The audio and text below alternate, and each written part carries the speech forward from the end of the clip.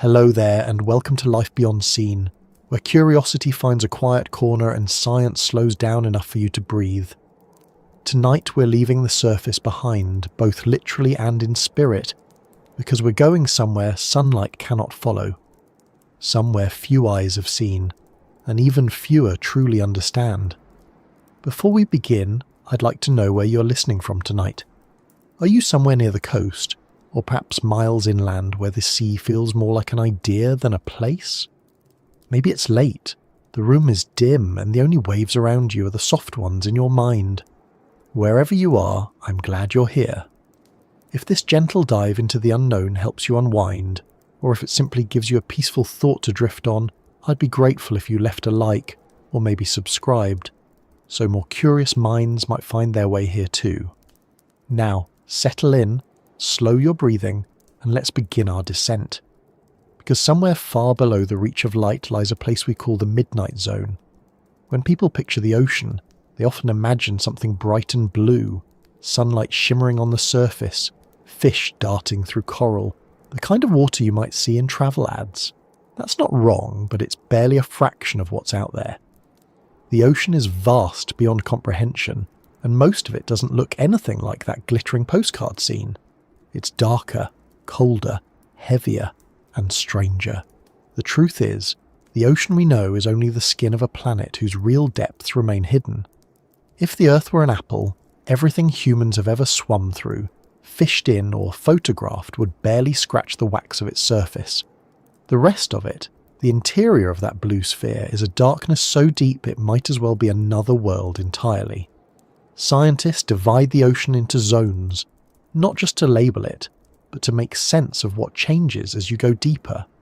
Near the top, the sunlight penetrates just enough for photosynthesis to happen, which is why coral reefs and most marine life thrive there. Below that, light fades quickly, turning the water dim, greenish, and then grey. Keep going past about 200 meters, and you enter the twilight zone, where the last threads of sunlight struggle before dissolving entirely.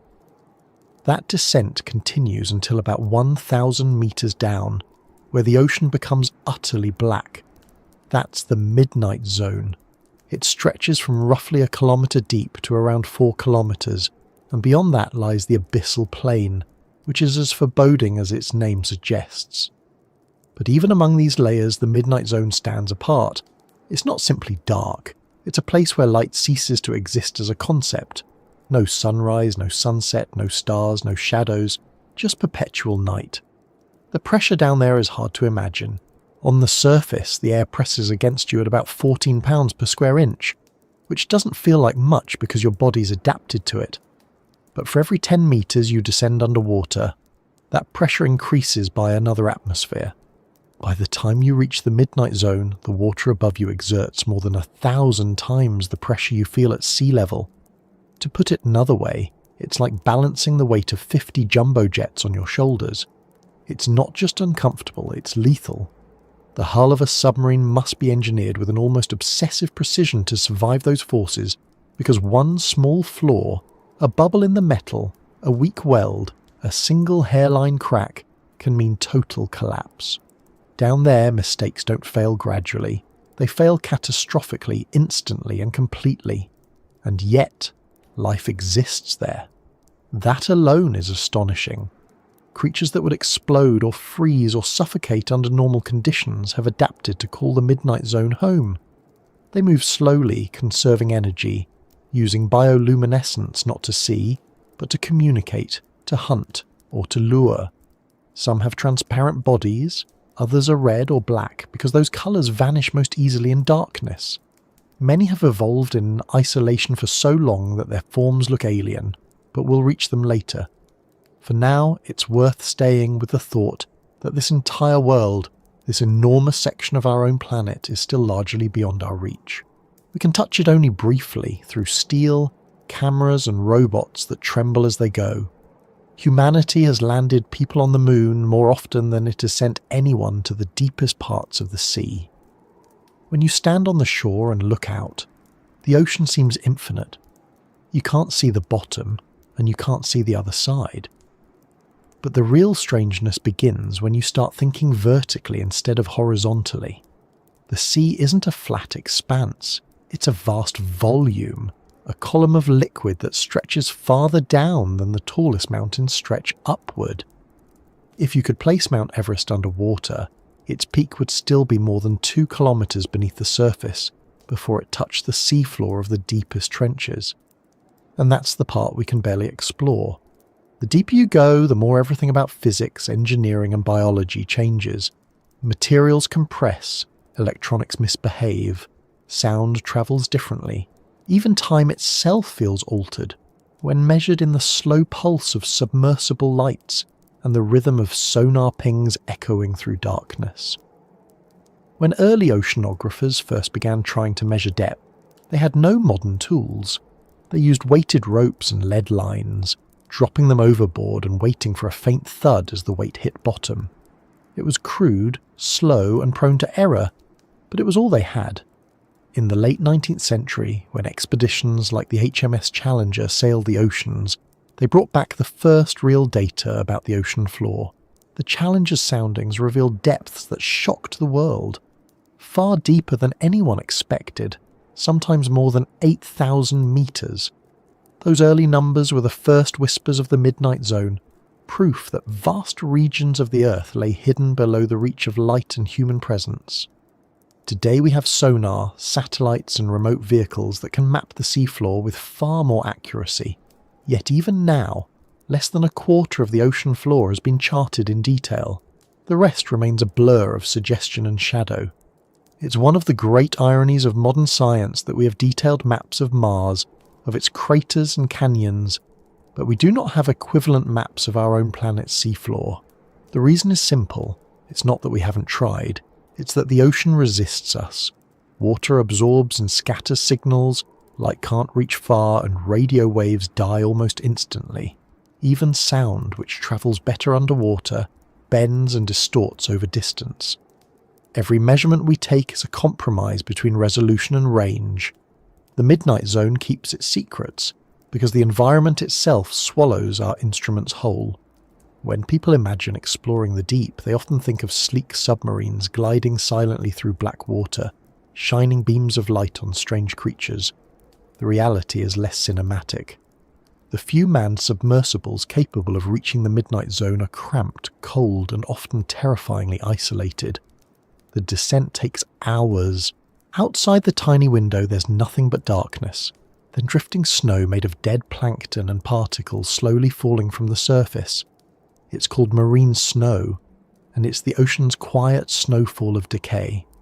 By the time you reach 1,000 meters, the last trace of daylight has vanished. The cabin groans under pressure. The light from your instruments is the only illumination for miles, and if something goes wrong, there's no swimming to safety, no surfacing in time. The sea above is too heavy, too vast. Yet for all its danger, the descent has a strange calm to it. Scientists who've gone down describe a feeling of leaving not just the surface, but the entire world behind. It's not like flying or hiking or spaceflight. It's slower, quieter, almost meditative. The sound of the sub's hull creaking becomes a kind of heartbeat, a reminder that physics itself is pressing against you from every direction. Even the pilot's voice seems muted, as though the water outside is absorbing not only light but sound and time as well. By the time the vehicle settles on the seafloor, you're sitting in a world of absolute blackness, punctuated only by whatever faint life stirs nearby. It's beautiful, but also profoundly alien. Most people never think about what lies under the ocean because it feels separate from everyday life. But in truth, the ocean governs almost everything. Climate, weather, oxygen levels, even the shape of continents. The midnight zone is part of that system. Its cold waters influence global currents, acting like slow rivers that carry heat and nutrients across the planet. Carbon from the surface sinks down there and becomes trapped for centuries, part of what scientists call the biological pump. In a way, the midnight zone helps balance the entire atmosphere above it. Without it, the planet's climate would spin out of control, so even though we can't see it or touch it, the midnight zone quietly shapes the world we live in. And yet, despite all that importance, we can barely reach it. The obstacles aren't just technical, but conceptual. To explore it properly, we'd have to rethink how we build machines, how we gather data, even how we define exploration itself. Down there, every meter costs effort, every observation comes at the expense of risk, and every success is temporary. The sea doesn't preserve human presence, it erases it. Submersibles corrode, cables snap, batteries die. Even the strongest metals succumb to fatigue after repeated dives. It's like trying to build a laboratory on the surface of Jupiter, only wetter and more relentless. Still, we try. Humans have always been drawn to what resists them. There's something irresistible about the unknown, something that makes us keep peering over the edge. But in the case of the Midnight Zone, our fascination has always been mixed with caution. We know it exists. We've seen glimpses through cameras and sensors, but to truly inhabit it, even briefly, requires an understanding that pushes the limits of what materials and biology can endure. Every successful mission to the deep is both a triumph and a reminder that we're guests in a place not built for us. Imagine standing at the edge of the ocean at night, the tide rolling in under a dark sky. The surface seems infinite, but below that calm lies a column of water stretching down for miles, pressing harder and harder until it becomes almost solid. Somewhere in that darkness, life flickers in colours no human eye can see. Machines hum softly, and currents drift like slow winds. That's the world we're about to explore. But to understand why we can't truly explore it, not yet, not fully, we have to start by understanding what it really is, and what happens when light finally surrenders to depth. When light leaves the ocean, it doesn't vanish all at once. It retreats slowly, folding itself layer by layer into the deep, until what remains is not darkness, but the memory of brightness fading. The boundary between the world of light and the world of dark isn't a sharp line. It's more like a long sigh, a gradient of dimming where colour drains away until only blue survives, and then even that gives up. For a few hundred metres, the sea glows faintly like an endless dusk. Fish still swim there, plants still cling to life, and you can almost pretend the sun will find you again. But keep descending, and the blue turns grey, the grey turns black, and eventually there's nothing left to see at all. This is the place where light gives up, not because it wants to, but because physics allows no mercy here. Sunlight, as it turns out, is fragile. Water absorbs and scatters it ruthlessly. The red and orange wavelengths disappear first, devoured within the first 10 metres. Yellow fades after 50. Green lingers longer, which is why the shallows shimmer that familiar turquoise, but even it weakens as the distance grows. By 100 metres down, you're living in a world painted almost entirely in blue. Beyond 200, the light is a whisper, and beyond 1,000, it's gone. The photons simply can't survive the journey. They're scattered, absorbed, and converted into heat, their energy surrendered to the endless mass of water pressing down from above. It's a quiet kind of extinction, happening every second across millions of square miles. For the creatures that live in this fading zone, light is both a gift and a ghost. Some chase it, rising toward the surface at night to feed, then sinking back into darkness before dawn. Others avoid it, staying hidden from predators whose eyes still rely on brightness. There are fish whose pupils have grown enormous to capture the last scraps of illumination, and others that have lost their eyes entirely, deciding evolutionarily that sight was a waste of effort.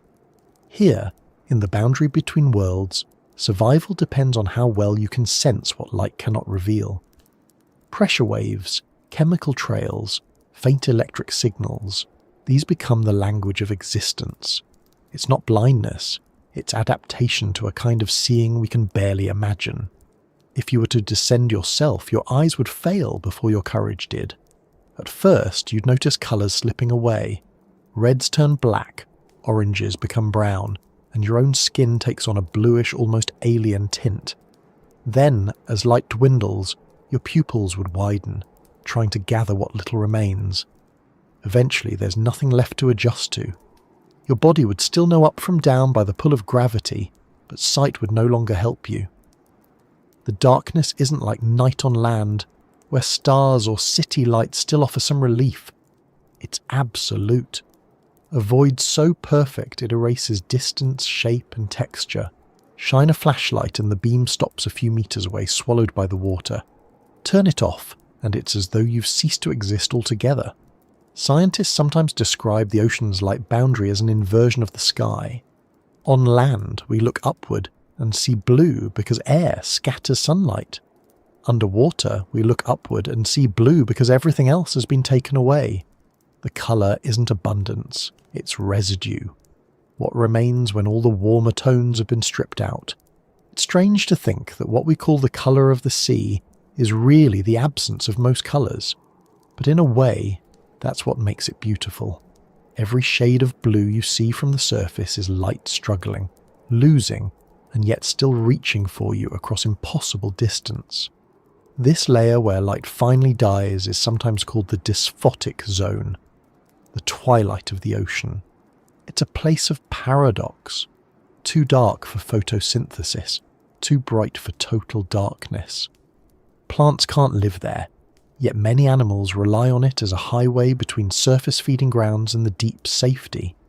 At dusk, billions of organisms migrate upward in what may be the largest daily movement of life on Earth. Shrimp, fish, and plankton rise through the fading light to feed, then retreat before dawn to avoid predators. It's been called the vertical commute, and it happens every night without pause, a biological tide rising and falling with the rhythm of day and night. The distance they travel can be hundreds of meters. Scaled down to their size, it's the equivalent of a human climbing Mount Everest every single day. They do this not by choice, but by instinct, an unbroken pattern millions of years old. If you could somehow hover motionless in this dim corridor, you'd see flickers of movement unlike anything on land. Tiny points of light drift past, flashes of green or blue or violet, bioluminescence, the ocean's own version of starlight. Down here, where the sun no longer shines, creatures make their own glow. Some use it to communicate, some to confuse predators, and some simply to lure prey close enough to strike. These lights are not reflections of the sun, but echoes of chemical energy. A different kind of brilliance that doesn't care whether it's day or night above. In a world where everything else has surrendered to darkness, life invents its own answers to the question of how to be seen. Human eyes are drawn to light instinctively. It's part of how we evolved, and part of why the deep ocean unsettles us. We're creatures of vision, built to navigate brightness and shadow. Take that away, and our sense of control unravels. Explorers who've descended into this region often describe a peculiar mix of awe and disquiet. The water feels thicker, not because it is, but because the absence of sight makes it seem so. You begin to imagine things moving beyond your reach, shapes that might be there or might not. Your brain fills the void with imagination, and imagination underwater can be a dangerous thing. The mind creates outlines where there are none, turns drifting particles into eyes, transforms shadows into movement. It's not fear exactly. It's more like the body remembering that it's out of its element. For machines, the challenge is different, but no less daunting. Cameras that function beautifully in shallow water become useless when light is gone. Artificial lighting helps, but only a little. The water scatters beams, creating a halo that reveals what's nearby but blinds sensors to anything beyond. It's like driving through dense fog with your high beams on. To see farther, researchers use sonar, which maps the surroundings through sound rather than sight. A pulse is sent out, and the returning echo reveals what lies ahead. It's clever, but it also means that our image of the deep is built not from light, but from vibration. Every map of the midnight zone, every contour we think we know, is a translation of echoes into shapes. We're not seeing the deep, we're hearing it through instruments, and calling that vision. Light's disappearance also changes how time feels down there. On the surface, our days are marked by the cycle of the sun. Morning, noon, sunset, night. Underwater, those cues vanish. Time dissolves into an endless present. A submersible pilot once said that in the deep, you stop measuring time by hours and start measuring it by battery life. The human body still keeps its rhythm. Hunger, fatigue, the need for warmth. But the environment offers no reminders. It's as though the concept of day itself has been left behind, floating somewhere far above you with the last scattered photons. In a way, this makes the deep ocean one of the few places on Earth where time truly loses meaning. Light and time are connected for us on land. Remove one, and the other begins to blur. There's something humbling about realizing how quickly light fails. It travels 93 million miles from the sun, crosses the vacuum of space, slips through the atmosphere, touches the surface of the ocean, and then within a few hundred meters, it's gone. All that effort, all that energy undone by water, yet without that loss, life would be impossible. The ocean's layers depend on it. The warmth at the top, the cold stability below, the circulation of nutrients between them, all of it exists because light can't penetrate deeply. The darkness isn't a flaw. It's a feature, a balance that keeps the planet alive. It's what allows surface creatures to thrive in warmth and deep ones to evolve in stillness. The ocean, in its own way, uses light surrender to create order.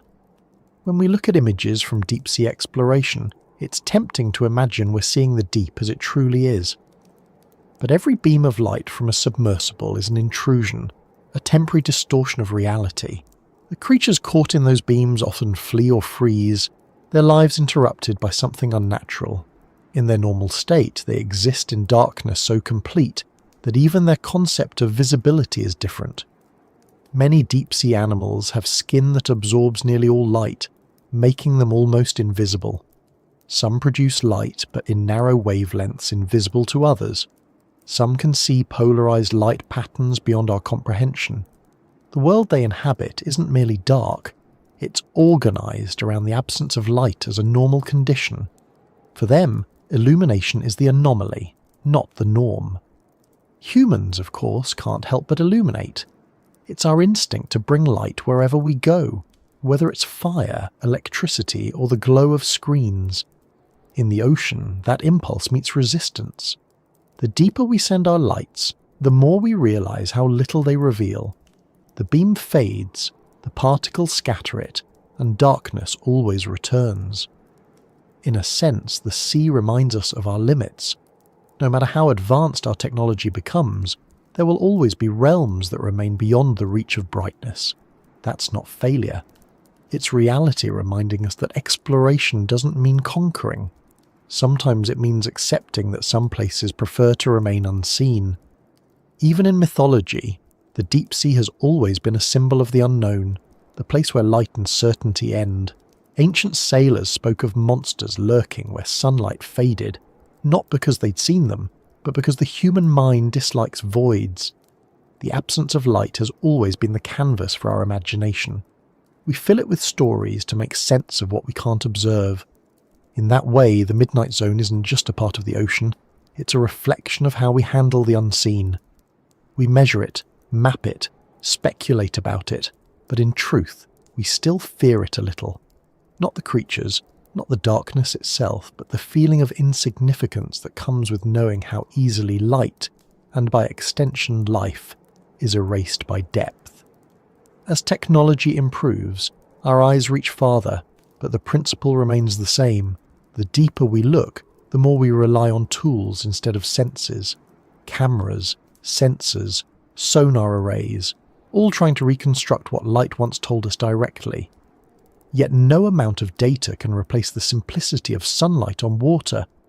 That clarity, that directness, is gone the moment you sink too far. What's left is a mediated version of reality, filtered through instruments and translated into graphs and images. We call that knowledge, but it's still interpretation. Light's departure turns observation into inference, and exploration into a kind of listening. It's strange to think that an environment so utterly hostile could also be so peaceful. The water there is almost motionless. Currents move slowly, temperature changes barely at all, and noise is rare except for the occasional creak of geological movement or the distant song of a whale. The stillness isn't silence, it's the sound of equilibrium. In that balance, life continues quietly, indifferent to whether we understand it or not. The deep sea doesn't need light to validate its existence. It thrives in its own terms, shaped by chemistry, pressure, and time. The creatures there don't mourn the loss of light. They've never known it. If you think about it long enough, the idea of light giving up isn't just a description of physics, it's a reminder of scale. We live in a thin, fragile band of habitability, a few kilometers of air above us, a few hundred meters of light below. Everything we call the visible world fits into that narrow slice. Beyond it lies the majority of the planet, dark, cold, and indifferent. The midnight zone isn't far away in distance, but it's infinitely distant in experience. It's as much a psychological frontier as a physical one. To explore it is to confront how limited our senses truly are. For now, we stay mostly above it, sending our probes and cameras downward, watching from a safe distance as light fades. But every descent teaches us the same lesson. The ocean doesn't end when the light does. It simply changes, continuing in forms our eyes weren't built to see. And somewhere below that invisible horizon, life persists, quietly, patiently, without ever needing the sun. It's a world that doesn't wait for us to understand it. It just is. Pressure is an invisible thing until it isn't. You can't see it and you can't hear it, but the deeper you go, the more it becomes the entire story. Every extra meter underwater adds a little more weight, a little more force, until it becomes something monstrous, something that crushes without hesitation or drama. The surface seems peaceful, but it hides a kind of slow violence beneath it. Not the sharp kind that tears or breaks, but the relentless kind that squeezes and compacts until even metal begins to yield. Down there in the black stillness where light has given up, pressure isn't just a condition, it's the law. At sea level, the air above you presses with a gentle, familiar force, about 1 atmosphere, 14 pounds on every square inch of your body. You've lived with it all your life, so you don't notice. Your body is balanced against it. The fluids inside you push back with equal strength, and the two forces cancel out perfectly. But water is heavier than air, about 800 times denser, and it doesn't forgive imbalance. Every 10 meters you descend adds another atmosphere of pressure. By 100 meters, it's 10 times what you're feeling right now. By 1,000, it's 100 times. By the time you reach the deeper parts of the midnight zone, the pressure is over 1,000 times greater than at the surface. That's roughly 8 tons on every square inch. It's a number so large that it stops feeling meaningful. It's not the kind of weight you can imagine holding. It's the kind that holds you instead.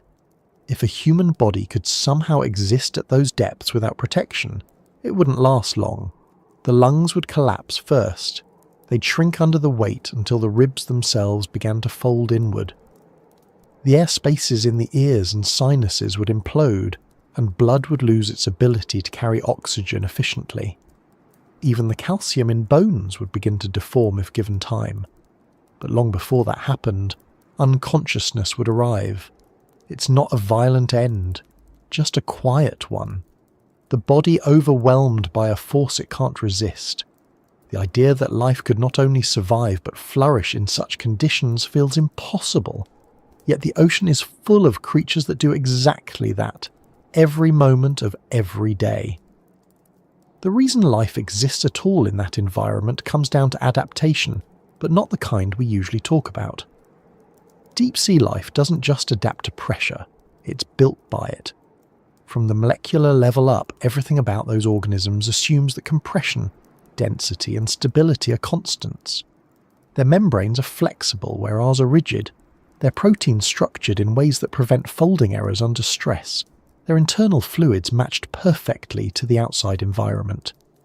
The creatures of the deep aren't fighting pressure.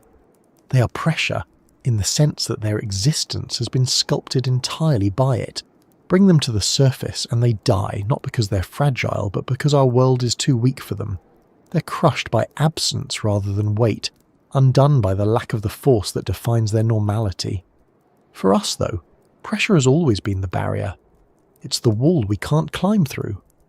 Early diving suits were designed for shallow depths, barely enough to explore the sea floor near harbours or reefs.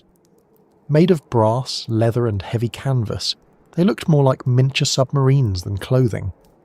The suits worked by pumping air from the surface through long hoses, but as divers went deeper, the air compressed faster than pumps could compensate, and one mistake meant the suit collapsing inward like a tin can. Many divers never came back up. Even as technology improved, that invisible weight kept setting limits. Steel and titanium replaced brass, electricity replaced manual pumps, but physics never changed. There's no negotiating with density. To reach beyond the point where a human body can function, you need a machine that doesn't mind being crushed. Submarines built for deep dives look nothing like the sleek vessels from movies. They're more like thick-walled spheres, sometimes barely big enough for 2 or 3 people. The shape isn't aesthetic, it's survival. A sphere distributes pressure evenly in every direction, minimizing weak points.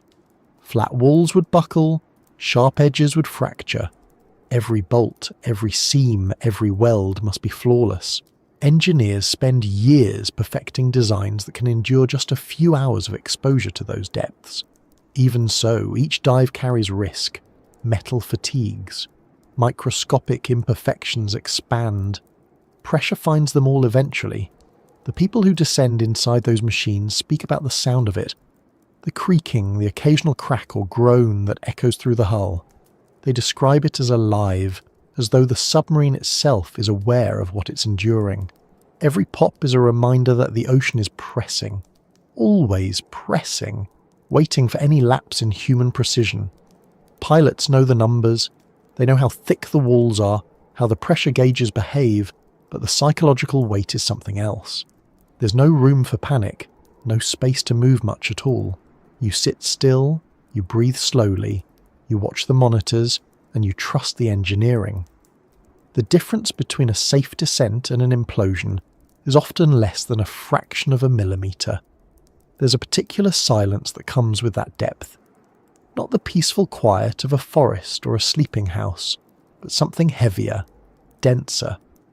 Sound travels farther underwater, but it becomes muted, slower, stretched by distance. Inside a submersible, you hear your own heartbeat more clearly than the world outside. Communication with the surface becomes lagged or distorted. Light doesn't reach you, and radio waves die almost instantly. The only signals that pass reliably are acoustic, sonar pings and short bursts of encoded sound. In that isolation, you start to realize how alien the deep ocean really is. It's not just another environment, it's an entire physics, one that shrinks everything familiar into fragility. Pressure changes not only the body and the machine, but also the behavior of matter itself. Gases dissolve more readily into liquids, metals become less elastic, and even chemical reactions shift their pace. Water at those depths is not the same as the water in your glass. It's colder, denser, and near the sea floor, often superheated by vents that leak minerals from the Earth's crust. The result is a strange mix of boiling and freezing that exists in equilibrium only because of pressure. At the surface, it would explode into steam instantly, but down there, it remains liquid. The deep sea vents around these areas are some of the most extreme environments on the planet, and yet they teem with life. Tube worms, shrimp and bacteria that thrive not on sunlight but on chemistry itself. Pressure doesn't kill them, it defines them. This constant force also shapes geology. The seafloor isn't a flat desert, though it's often depicted that way. It's folded and cracked by tectonic movement, dotted with mountains taller than Everest and trenches deeper than any valley on land. The Mariana Trench, the deepest known point in the ocean, drops almost 11 kilometers down. At that depth, the pressure is more than 1,000 times what we feel at sea level. Only a handful of vehicles have ever reached it, and fewer still have done so with humans aboard. Even those that did spent barely minutes there before beginning the long ascent back. The bottom of the trench isn't empty. It's filled with fine sediment, rocks, and life adapted to stillness. But it's a world that will never be ordinary to us. We can visit it, but not live there. We can observe it, but not belong. To grasp what that pressure means in practical terms, consider this. At 10,000 meters deep, every square inch of a submersible's hull bears the weight of about 7 tons. Multiply that across the surface area of even a small vessel, and the total load exceeds 100 million kilograms. That's equivalent to balancing a skyscraper on something the size of a small car. The only reason these machines don't collapse instantly is because their internal structure perfectly counterbalances the force outside. There's no margin for error. Even a single screw failing could be enough to let the ocean in, and when it comes in, it does so at supersonic speed, turning the interior into vapour in milliseconds. That's the reality engineers must design against every single time. Yet for all this danger, pressure isn't the villain. It's just the environment. It doesn't choose to destroy, it simply exists. Humans frame it as an obstacle because it defines our limit. But if we were creatures of the deep, we'd think of it as comfort, as home. The fish and crustaceans that live at those depths don't have lungs or air pockets. They're made of water and soft tissue, equal in density to their surroundings. The pressure doesn't crush them because there's nothing inside resisting it. Their bodies are a perfect truce between inner and outer forces. It's a kind of harmony we can only marvel at, because everything about us is built for air. Every so often, deep-sea creatures are pulled to the surface by fishing nets or research trawls, and what happens next is tragic but telling. Their bodies expand, their organs rupture, their eyes bulge outward. It's not violent by intent, it's just physics in reverse. They're brought to an environment too light for them to hold shape. The same laws that make them strong in the deep make them fragile above. Pressure doesn't just define where they live, it defines what they can be. That's true for us too, though on a different scale. We're built for a narrow range of pressures, temperatures and gases. Change those and we cease to function. The ocean reminds us of that, quietly and without cruelty. For engineers, the challenge of exploring this world isn't just surviving it, but understanding how to measure it accurately. Traditional sensors often fail because their casings deform under stress. Electronics stop working, seals leak and cables fracture. Designing instruments that can withstand those forces while still gathering data is like asking a camera to work inside a volcano without melting. Every success is temporary. After a few dives, components weaken.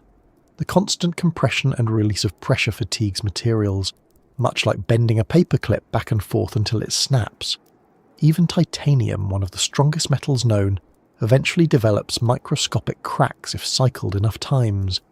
The deeper we go, the shorter the lifespan of everything we bring with us. The history of deep exploration is filled with examples of machines that worked beautifully on paper, but failed the moment they met real pressure. In the 1960s, the bathyscaphe Trieste, a steel sphere suspended beneath a gasoline-filled float, became the first vessel to carry humans to the deepest point of the ocean. When it reached the bottom, one of its outer windows cracked under the pressure. The crew heard it snap like a gunshot. They stayed for barely 20 minutes before beginning their ascent, Not because they wanted to leave, but because they had to. Even then, the submersible creaked and groaned the entire way back up. It was a triumph of engineering and a reminder that the ocean always wins eventually. Since then, newer submersibles have gone deeper, stayed longer, and gathered more data, but the fundamental challenge remains. The deeper you go, the more energy you need just to resist the ocean. That means thicker hulls, heavier materials, and stronger power systems, all of which make the craft harder to maneuver. It's a constant trade-off between strength and mobility. Autonomous robots can go deeper because they don't need to carry humans, but even they must balance endurance against fragility. The deeper we send them, the more they risk becoming permanent residents of the abyss. Pressure doesn't just test machines, it tests patience. Every descent takes hours, and every failure costs years of work. Research teams spend entire careers designing probes that might only operate for a single dive. If something breaks, retrieval is often impossible. The ocean doesn't return what it takes. It keeps the evidence. That's part of why exploration remains so limited. Every dive is expensive, dangerous, and fleeting. We learn a little each time, but we lose just as much.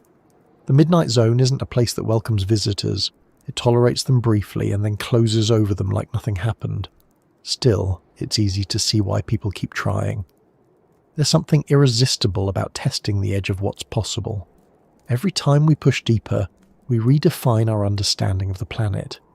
We discover new species, new geological formations, even new chemical processes that could change how we think about life itself. The pressure may be immense, but so is curiosity. One is physical, the other psychological.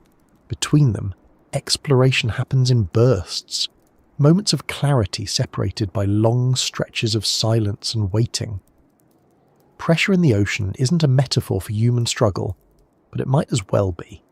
It's constant, invisible, and absolute. It doesn't care who you are or how advanced your technology has become, it simply exists, shaping everything that dares to enter its realm. In that way, it's a reminder of humility. For all our strength, intelligence, and ambition, we're still fragile creatures bound by the physics of our own planet. We live in a thin band of comfort between the crushing depths below and the freezing vacuum above. Everything else, the Midnight Zone, the mountains of the moon, the outer edges of space, belongs to different pressures. For those who study the deep, this isn't discouragement, it's inspiration. The fact that the ocean can still resist us after centuries of effort means there's something left to learn. Every creak of a hull, every groan of metal, every tiny camera that survives longer than expected, these are the sounds of discovery. We may never conquer the deep, but we can still listen to it, measure it, and understand it a little better each time. And as long as curiosity remains heavier than fear, there will always be someone willing to descend again.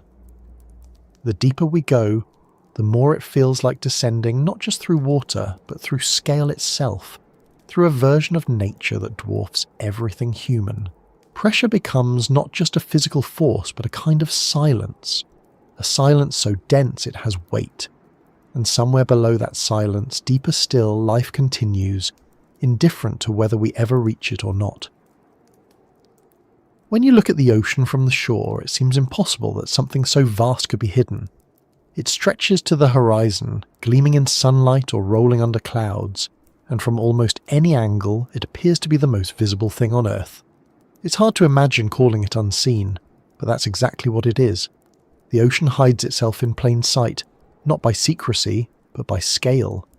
You can stand before it, fly over it, photograph it, and still know almost nothing about what's underneath.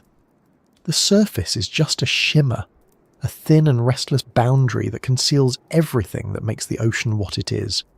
For most of human history, that surface was all anyone knew.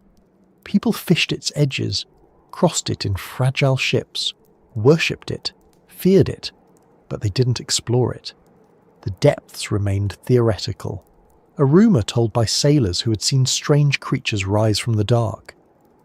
The ocean was infinite to them, unknowable and perhaps even endless. The ancient Greeks imagined that the sea flowed off the edge of the world. Early maps marked blank blue spaces with warnings rather than information. "Here be monsters," they wrote. Not as fantasy, but as honesty. The truth was they didn't know. Even now, centuries later, with satellites orbiting overhead and sensors probing the deep, we still don't know as much as we pretend to. The ocean remains, in most ways that matter, a mystery. You've probably heard the phrase that we know more about the surface of Mars than we do about the bottom of our own ocean. It's repeated so often it's almost cliché, but it's true. We have high-resolution maps of another planet, yet when it comes to Earth, most of the seafloor remains a blur of low-resolution estimates. The reason is simple physics. Light, sound, and radio behave differently in water. Satellites can scan the land and even the moon because electromagnetic waves travel freely through air and vacuum. Water blocks them. Even the most advanced sensors can't penetrate more than a few meters below the surface. That means that every detailed image you've seen of the ocean floor isn't from space at all. It's built from indirect data gathered by ships using sonar, and even that covers only a fraction of the total. The ocean covers about 71% of the planet's surface. Of that, less than a quarter has been mapped in detail. The rest is estimated through mathematical models, informed guesses based on gravity measurements and the behaviour of waves at the surface. It's like trying to understand a cathedral by tracing the shadow it casts on the ground. You can tell it's there, you can measure its outline, but the architecture, the carvings, the hidden chambers, those remain invisible. That's what we mean when we say the ocean hides in plain sight. It's not just deep, it's opaque, both literally and figuratively. Even when we send machines down, our vision remains narrow. A submersible's lights illuminate only a few meters. A camera records what fits inside its frame. The rest, the overwhelming majority, lies outside of view. Each dive is a pinprick of knowledge in an ocean of darkness. You could send thousands of them and still not come close to seeing it all. That scale is difficult to grasp. If you were to spread the deep ocean across a map and mark every point we've actually visited with a human-operated vehicle, the dots would barely show. They'd be smaller than dust. The ocean hides its topography as effectively as any secret in nature. Beneath the waves lie mountains taller than the Himalayas, valleys deeper than the Grand Canyon, plateaus the size of continents. There are volcanoes erupting constantly, undersea rivers carved by dense saline water, cliffs so steep they collapse under their own weight. Yet you could sail over all of it and see nothing. The surface betrays almost no hint of the chaos beneath. Even the colour of the water tells you little. Calm blue seas can conceal violent geological activity. Stormy grey waters can sit above tranquil plains. The surface is a mask, always moving, always changing, but never revealing. Part of what makes the ocean's invisibility so persistent is its hostility to our methods of discovery. Water scatters light, absorbs heat, and muffles sound. Electronics corrode, seals fail, lenses fog. Everything we build to explore it must fight against a medium designed to undo it. The result is that most of our understanding comes from fragments, pressure readings, temperature profiles, sonar scans, that scientists assemble into mosaics of inference. It's a slow process. A research ship might spend months surveying a region smaller than a city, mapping it meter by meter, line by line. Meanwhile, the rest of the ocean waits, unrecorded, unobserved, existing perfectly well without our attention. That hiddenness has consequences. Because we don't see the ocean's interior, we often misunderstand how it works. We talk about it as though it's uniform, but it isn't. It's layered, dynamic, full of contrasts and currents that shape everything from weather to climate. Warm water moves along the surface, cold water flows beneath, and the boundary between them, called the thermocline, shifts constantly. These movements regulate temperature across the planet, drive storms, and even influence patterns of rainfall and drought. Yet most of it happens unseen, deep below, where light or satellites can reach. The real machinery of Earth's climate operates out of sight in the ocean's hidden body. When you stand at the shore and watch waves break, what you're really seeing is the skin of that machinery. It's easy to think the waves are the ocean itself, but they're just surface patterns, energy passing through water, not water travelling through space.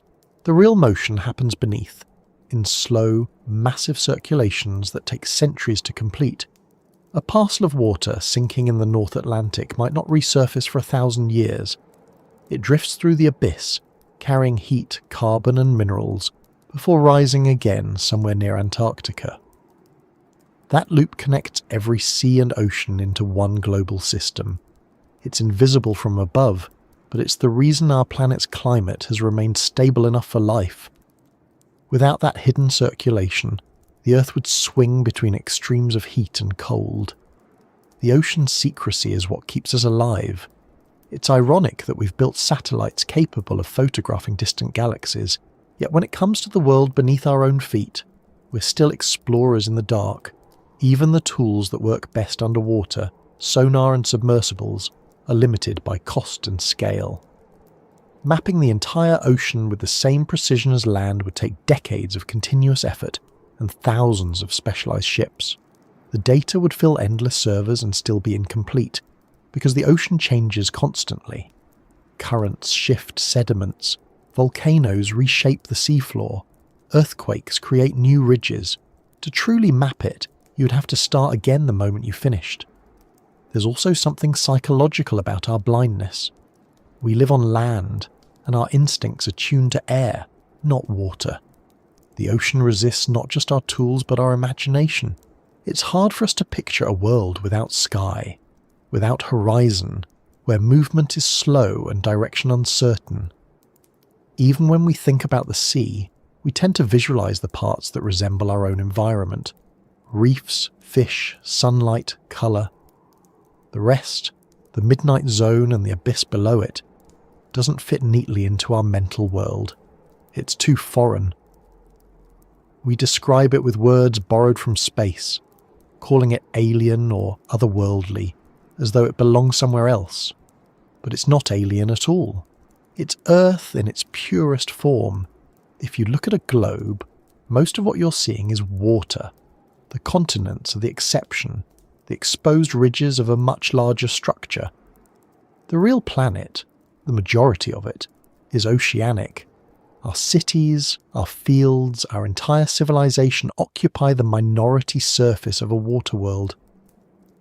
Yet we talk about the ocean as though it's an addition, an extra feature.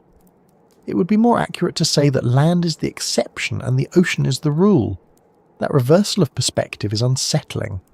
It reminds us that we're not the centre of this planet's story, just one of its temporary details. The ocean's ability to hide also extends to life. Most marine species remain undiscovered. Every deep-sea expedition reveals something new. A fish with transparent skin, a jellyfish that glows like molten glass, a worm that lives on methane near hydrothermal vents. Scientists estimate that as much as 80% of ocean life has never been seen by humans. That's not a poetic guess. It's based on numbers. The vastness of habitat versus the number of recorded observations. Every time a submersible descends into a region never explored before, it almost always finds at least one species new to science. Sometimes entire ecosystems appear where none were expected, living off chemical energy instead of sunlight, thriving in conditions once thought sterile. This constant discovery has changed how we think about life itself. For centuries we assumed that the absence of light meant the absence of biology. The discovery of deep-sea vents in the 1970s shattered that assumption. There, at depths where sunlight had never reached, life was abundant, powered not by photosynthesis, but by chemosynthesis. Organisms using chemicals like hydrogen sulfide to produce energy. That revelation forced scientists to reconsider what habitable means. If life can exist in the crushing dark of our own ocean, then perhaps it can exist elsewhere too, on icy moons or planets with subsurface seas. the search for alien life now begins by studying the most hidden parts of our own world. But even these breakthroughs highlight how little we've seen. Most of the ocean's ecosystems remain unvisited, and many may vanish before we even know they exist. Human activity reaches the deep indirectly through pollution, warming, and noise. Microplastics drift into trenches once thought untouched. Carbon emissions change the chemistry of seawater, making it more acidic and less stable for the creatures that live there. Even sound from ships, drilling, or sonar travels for thousands of kilometers underwater, disrupting communication among whales and other species that rely on low-frequency calls. The ocean hides, but not perfectly. Our impact finds its way in. It's sobering to realise that we've mapped Mars with lasers and cameras, yet our understanding of the ocean often comes from educated guesswork. We imagine the seafloor as static, but it's alive with motion.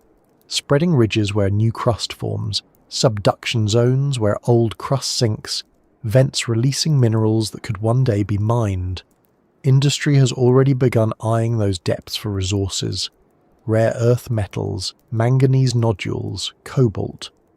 Extraction would require machines capable of surviving pressures and conditions few have ever endured. The ethical questions of such ventures are immense. How do you regulate activity in a place no one can see? How do you protect ecosystems we haven't even discovered? The temptation of hidden wealth runs deep, but so does the risk of irreparable harm. The ocean's invisibility has always made it a kind of mirror for our imagination. We project onto it what we can't face elsewhere: mystery, danger, beauty, fear. When we say it's unexplored, we're also admitting that it reflects our ignorance back at us. The more we learn about it, the more we realise how much we don't know. It's not just the midnight zone or the trenches that remain uncharted, it's the entire interconnected system, from surface waves to abyssal plains. The sea isn't a blank space waiting to be filled with knowledge. It's a living complexity that resists simplification. For scientists who study it, this resistance isn't discouraging. It's what makes their work meaningful. Every measurement taken, every sonar line traced, every new creature recorded adds one more thread to a tapestry that will never be finished. There's a strange comfort in that. The idea that some parts of the world will always remain beyond complete understanding. The ocean doesn't hide because it's malicious. It hides because it can. It's big enough to keep secrets, dense enough to protect them, and old enough to have forgotten how to reveal them. If you stand again at the edge of the sea, listening to the waves and watching the horizon blur into sky, it's easy to feel like you're looking at something you know. But remember that below that calm surface lies an entire planet's worth of geography, chemistry, and life, most of it unseen and unimaginable. The ocean hides not by darkness alone, but by immensity. We think of it as background, as scenery, but it's the main story. It's the reason the air is breathable, the climate stable, the continents alive, and it will continue, whether we explore it or not, moving silently under the cover of light, a whole world hidden in plain sight. And if the weight of that thought feels too large, just remember that everything we are, the water in our blood, the salt in our cells, once came from there. The ocean isn't separate from us. We carry its memory in our chemistry, even if we've never seen its true depths. The mystery we keep chasing below the waves isn't just about discovering the planet. It's about remembering the part of it that still moves quietly inside us, unseen but always present, hiding in plain sight just like the sea itself. Every time we send something into the deep, it trembles. Not out of fear, of course, but because everything we build for that world has to exist on the edge of its own endurance. Machines are strong on the surface, confident in air and gravity, but underwater, especially in the depths where light can't reach, they lose that certainty. They creak, groan, and hum under pressure, like living things holding their breath. It's not because they're fragile, they're the best we can build, but because the ocean is better at breaking things than we are at defending them. Every bolt, every sensor, Every seal carries the quiet knowledge that it might be the one to fail. The machines we send down are not explorers in the romantic sense. They're tools, patient, methodical, and indifferent to glory. They go where humans cannot, stay longer than we could, and return with fragments of truth. They don't feel awe or fear, but those feelings are built into the people who design them. The engineers know what they're asking of their creations: to survive crushing pressure, freezing temperatures, and total darkness. They design with precision measured in microns, test every part to exhaustion, and still, when the descent begins, they hold their breath. Because no simulation, no laboratory test can perfectly reproduce what happens thousands of meters below the surface.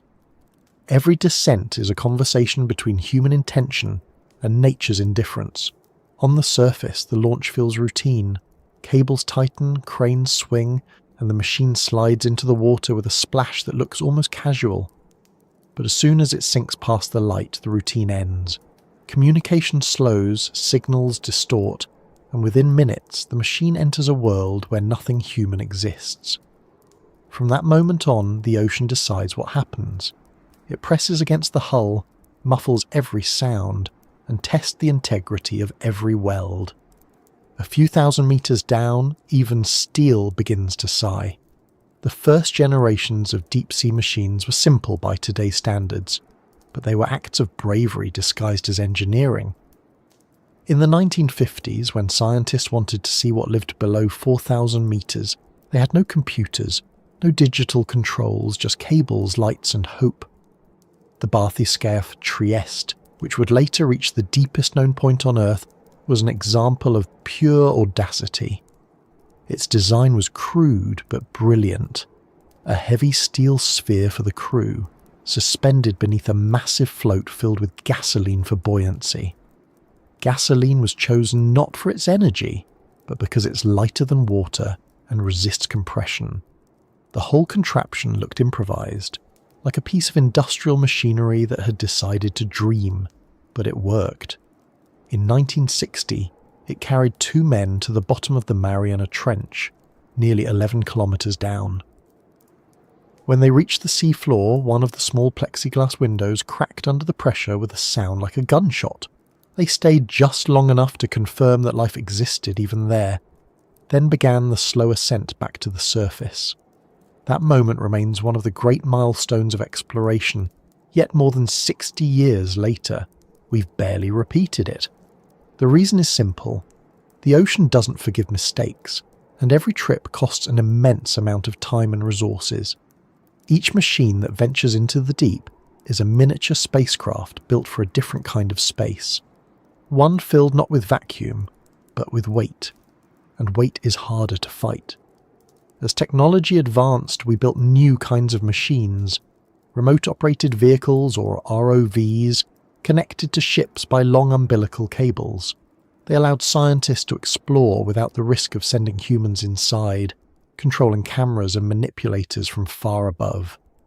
These ROVs became the workhorses of deep-sea research, capable of collecting samples, recording high-definition video, and measuring temperature and chemistry in real time. But even they aren't immune to the ocean's hostility. The cables that tether them can stretch for miles, twisting and tangling in unseen currents. A sudden shift in water movement can snap a line as if it were thread. Salt water corrodes connectors, pressure warps housings, and small leaks turn deadly in seconds.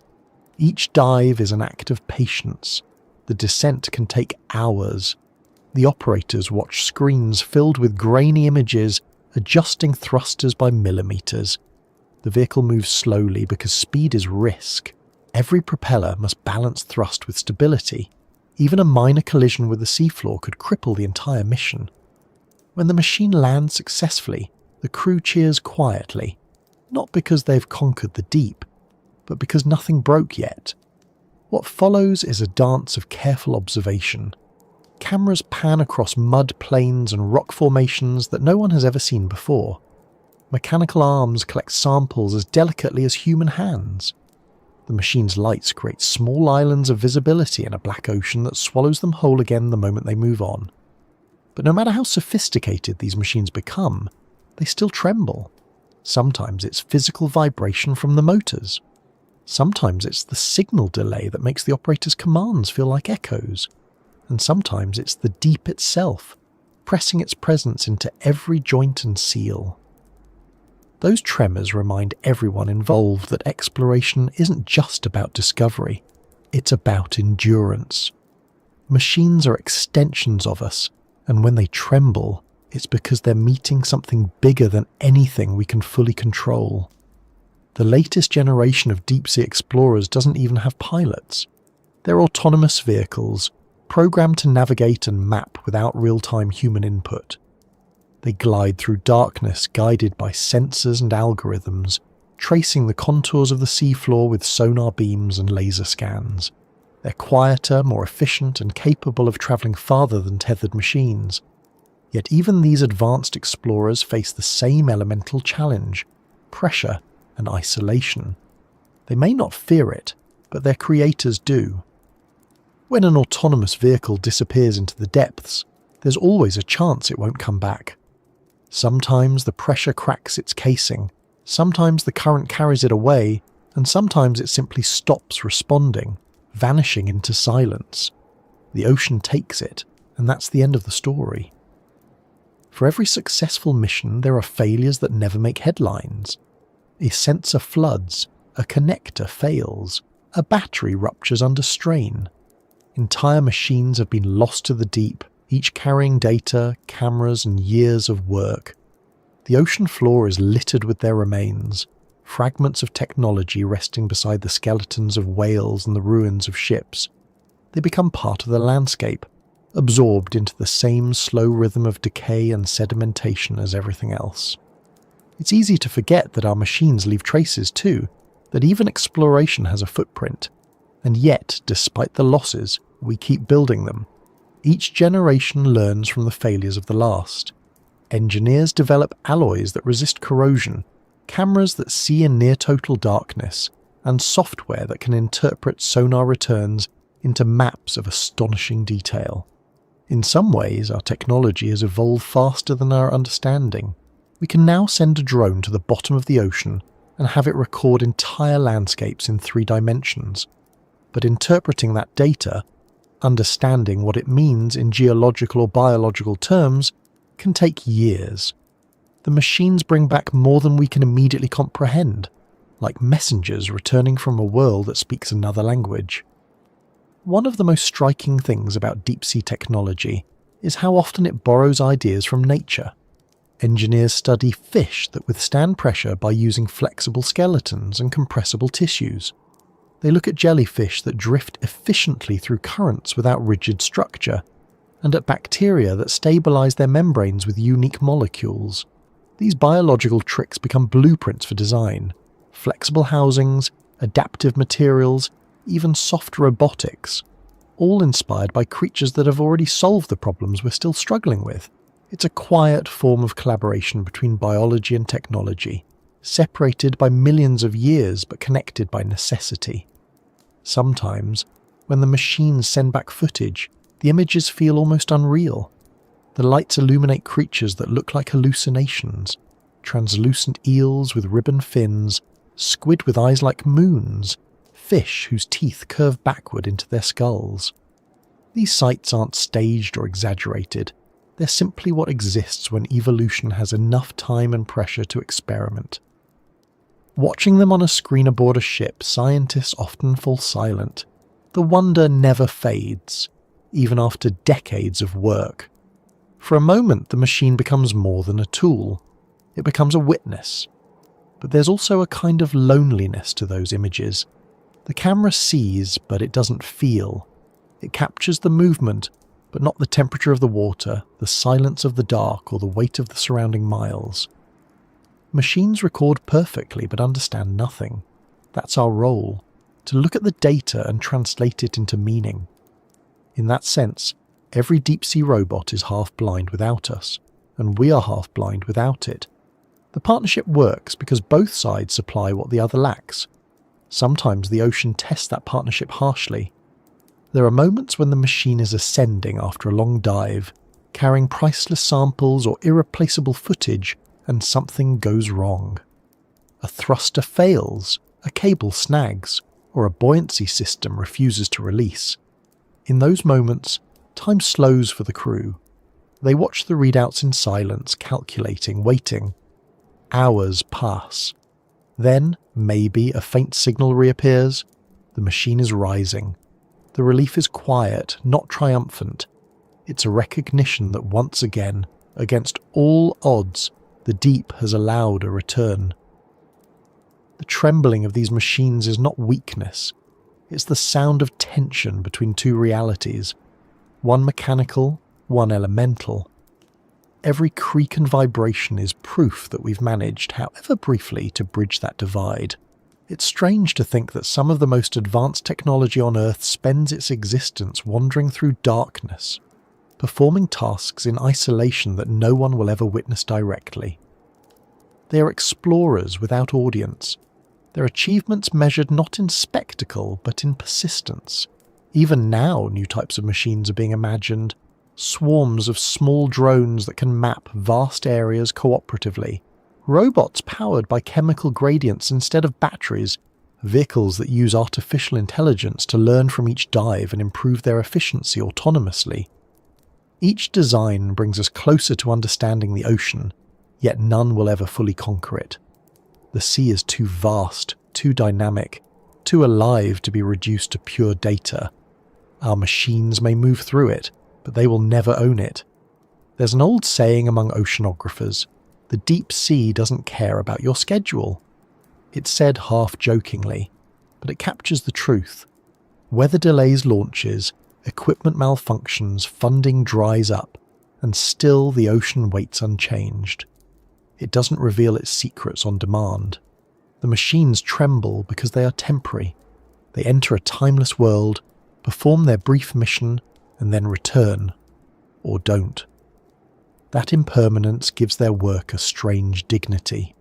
Each dive is both a test and an offering. When the footage finally reaches the surface and the data is processed, what emerges isn't just information. It's a glimpse into a place where human concepts of fragility and endurance lose meaning. The ocean has existed for billions of years without eyes or cameras to witness it, and it will continue long after our machines stop working. Yet the act of looking, of trying to see, connects us to it in a profound way. Every flicker of light from a submersible, every sonar ping echoing through miles of water, is a declaration of curiosity, our small attempt to say that we were here, that we wanted to understand. If you listen closely to the recordings from deep dives, you can sometimes hear the faint noises of the machines themselves, the hum of motors, the distant creak of metal expanding under stress, the occasional ping from sonar. It's mechanical, yet oddly soothing, like the breathing of something immense and alive. Those sounds remind us that exploration isn't a clean or effortless process. It's messy, uncertain, and filled with moments of waiting in the dark. But in that darkness, our machines keep moving, trembling but determined, carrying our questions farther than we can go ourselves. And somewhere down there, amid the silence and the pressure, they continue their slow, careful work. Tiny islands of human invention drifting through a black ocean that neither notices nor needs them, yet somehow seems to welcome them all the same. In the dark, everything that glows becomes a story. Light in the deep isn't just brightness, it's language, defense, deception, and survival. Where the sun cannot reach, life has found its own way to bring colour into existence. It's strange to think that in the blackest parts of the ocean, where light has been extinct for millions of years, creatures have learned to make their own. It's not magic or mystery, it's chemistry and adaptation, working together in silence. The deep is a theatre of light built without a sky. When you picture darkness, you probably imagine something empty. But the deep ocean is the opposite. The darkness there is an absence, it's background. Against it, every flicker of blue or green becomes extraordinary. The faint pulse of a jellyfish, the slow rhythm of a fish's lure, the spiral of plankton as it drifts. All of these are performances meant to be seen, if only by the right eyes. In a place without sunlight, light has to be made deliberately, molecule by molecule, reaction by reaction. Bioluminescence, the ability of living things to produce light, is common in the deep. Some scientists estimate that as many as 9 out of 10 deep-sea species can glow in some way. The chemistry varies, but the principle remains the same. Within specialized cells called photophores, a compound called luciferin reacts with oxygen in the presence of an enzyme called luciferase. The result is light, usually blue or green, because those colours travel farthest through water. Unlike fire, this glow produces no heat, no flame, no smoke.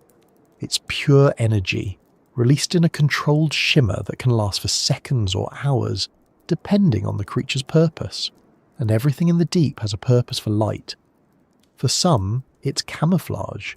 It sounds paradoxical, but glowing can make you invisible. Many animals use a trick called counter-illumination, producing light on their undersides that matches the faint brightness of water above. Seen from below, they disappear, blending into the dim background instead of casting a shadow. Others use light as a decoy, releasing flashes or clouds of glowing fluid to distract predators while they escape. Some even have detachable glowing parts, small sacs of bioluminescent tissue that drift away like flares, pulling danger in the wrong direction. There are hunters, too, that use light to deceive. The most famous is the anglerfish, with its lure, a filament tipped with a glowing organ filled with bacteria that generate light.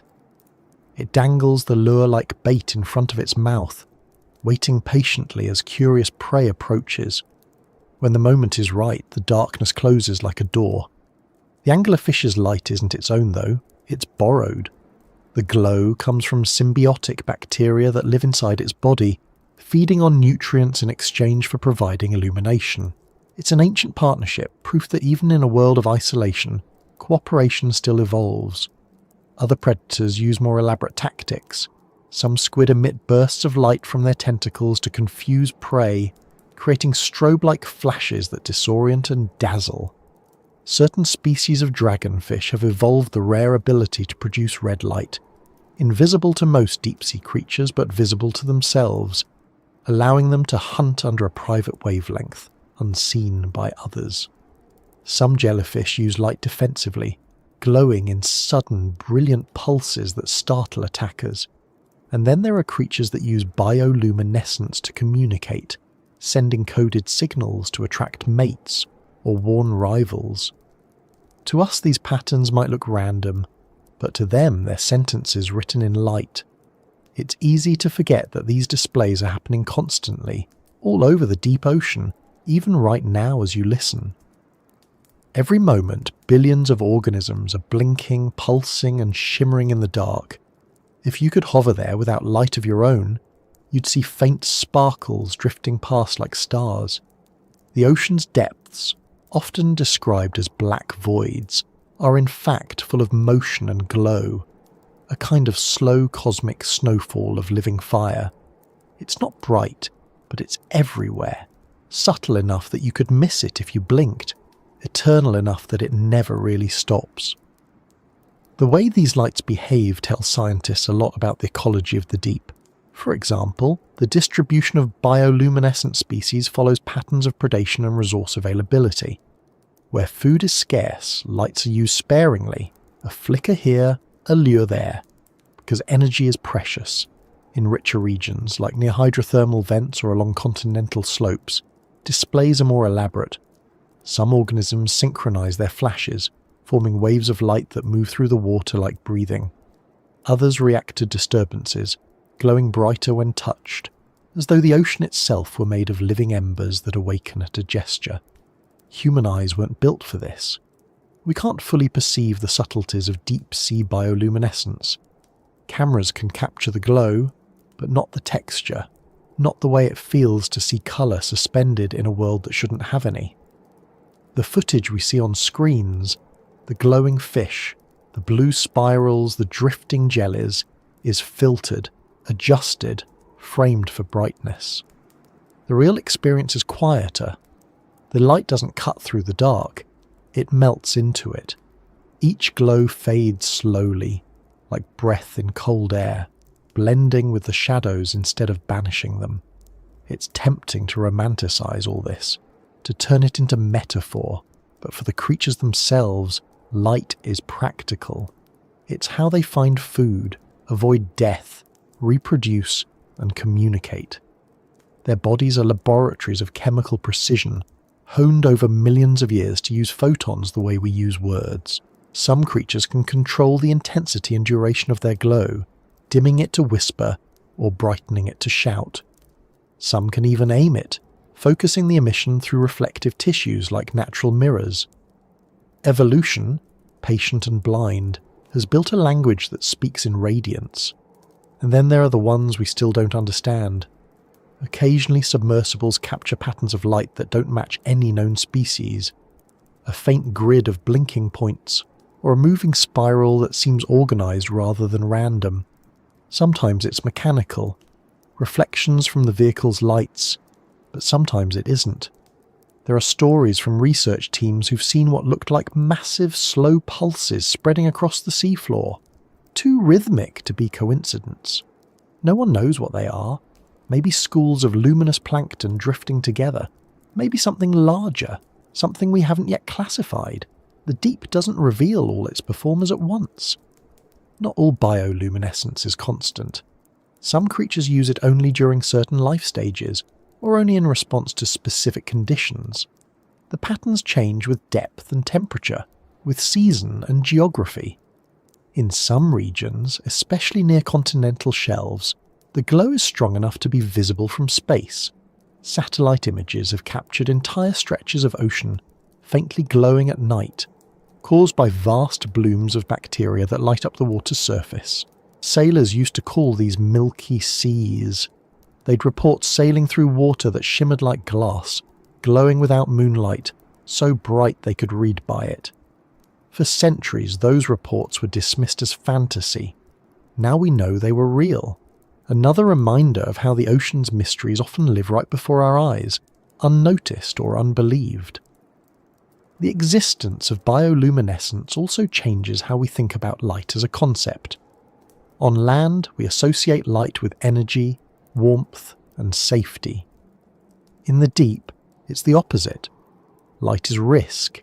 It can attract attention from predators, reveal location, or consume precious oxygen.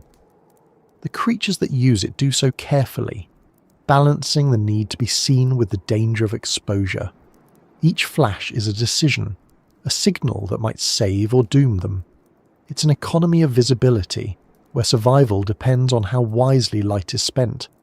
Scientists studying these adaptations have discovered potential applications far beyond marine biology. The same chemicals that allow deep-sea creatures to glow have been used in medical imaging, genetic research, and even cancer detection. Luciferase enzymes serve as natural markers for cellular activity, letting researchers see how biological processes unfold in real time. The deep-sea survival strategies, honed in silence and pressure, are shaping tools that help us understand our own bodies. It's another quiet link between worlds that seem separate but aren't. When you watch a video of bioluminescent creatures, it's easy to forget how large and empty the space around them is. Each glowing point floats in water that extends for miles in every direction. There's no sense of ground, no landmarks, no up or down. The glow becomes both orientation and identity, the only visible sign of existence. For the animals themselves, light might serve as the only connection to others of their kind, the only way to signal across distance. It's hard not to imagine a kind of loneliness there, though loneliness is a human word. Down there, perhaps, the glow is simply presence, the statement, "I am here," made visible. The diversity of bioluminescent mechanisms is staggering. Some creatures use bacterial symbiosis like the anglerfish. Others rely entirely on internal reactions. A few can even absorb light produced by others and re-emit it in different wavelengths. Some jellyfish turn blue light into green, amplifying the effect through special proteins. These same proteins, extracted and studied, revolutionized molecular biology when scientists realized they could be used to tag and trace genes. Every glow in the ocean is a potential discovery, not just of life itself, but of new ways to see it. It's strange to think how the boundaries of our knowledge keep expanding through something so small. A single cell that glows in darkness can change entire fields of science. The creatures that evolved this light didn't do it for us, of course. They've been perfecting it for millions of years, unaware of how we might someday use it. Yet that's what makes the deep so powerful. It contains knowledge that predates our existence, waiting patiently until we learn how to ask the right questions. If you imagine floating there surrounded by these glowing lives, it wouldn't feel like being in darkness at all. It would feel like being inside a slow storm of stars. Some light fades as you approach. Others appear unexpectedly in the distance, like galaxies forming and collapsing in miniature. Every spark is alive. Every flicker has intention. The ocean becomes a kind of sky turned upside down, its constellations swimming instead of burning. The creatures that glow where the sun cannot aren't just surviving, they're creating a universe within one. The machines we send down capture fragments of that spectacle, but they never capture its silence. The light behaves differently when you're there. It doesn't illuminate, it hovers, it pulses and breathes. It doesn't cut through the water sharply like a flashlight. It hangs like mist, soft and impossible to measure. Some researchers describe it as haunting, others as peaceful. The truth is probably both. There's something profoundly moving about seeing life that has turned darkness into its element, not as a condition to escape, but as a canvas to live upon. And perhaps that's why the glow of the deep affects us so deeply when we see it. It reminds us that light isn't ownership, it's expression. The creatures below don't chase it as we do. They generate it as needed, briefly, meaningfully. In that way, they're freer than we are. Their world is darker, but it's also clearer. Everything visible has purpose. Everything illuminated has meaning. The rest can stay unseen without loss. Somewhere far below, at this very moment, a fish is raising its lure in the darkness. A cloud of plankton is drifting, each particle pulsing faintly like a heartbeat. A jellyfish opens and closes its bell, sending ripples of green through the water. These lights won't last long, but they don't need to. The ocean is never completely dark. It's always alive with quiet, deliberate brilliance, shining just enough for those who belong there to see each other, and never quite enough for us to see it all.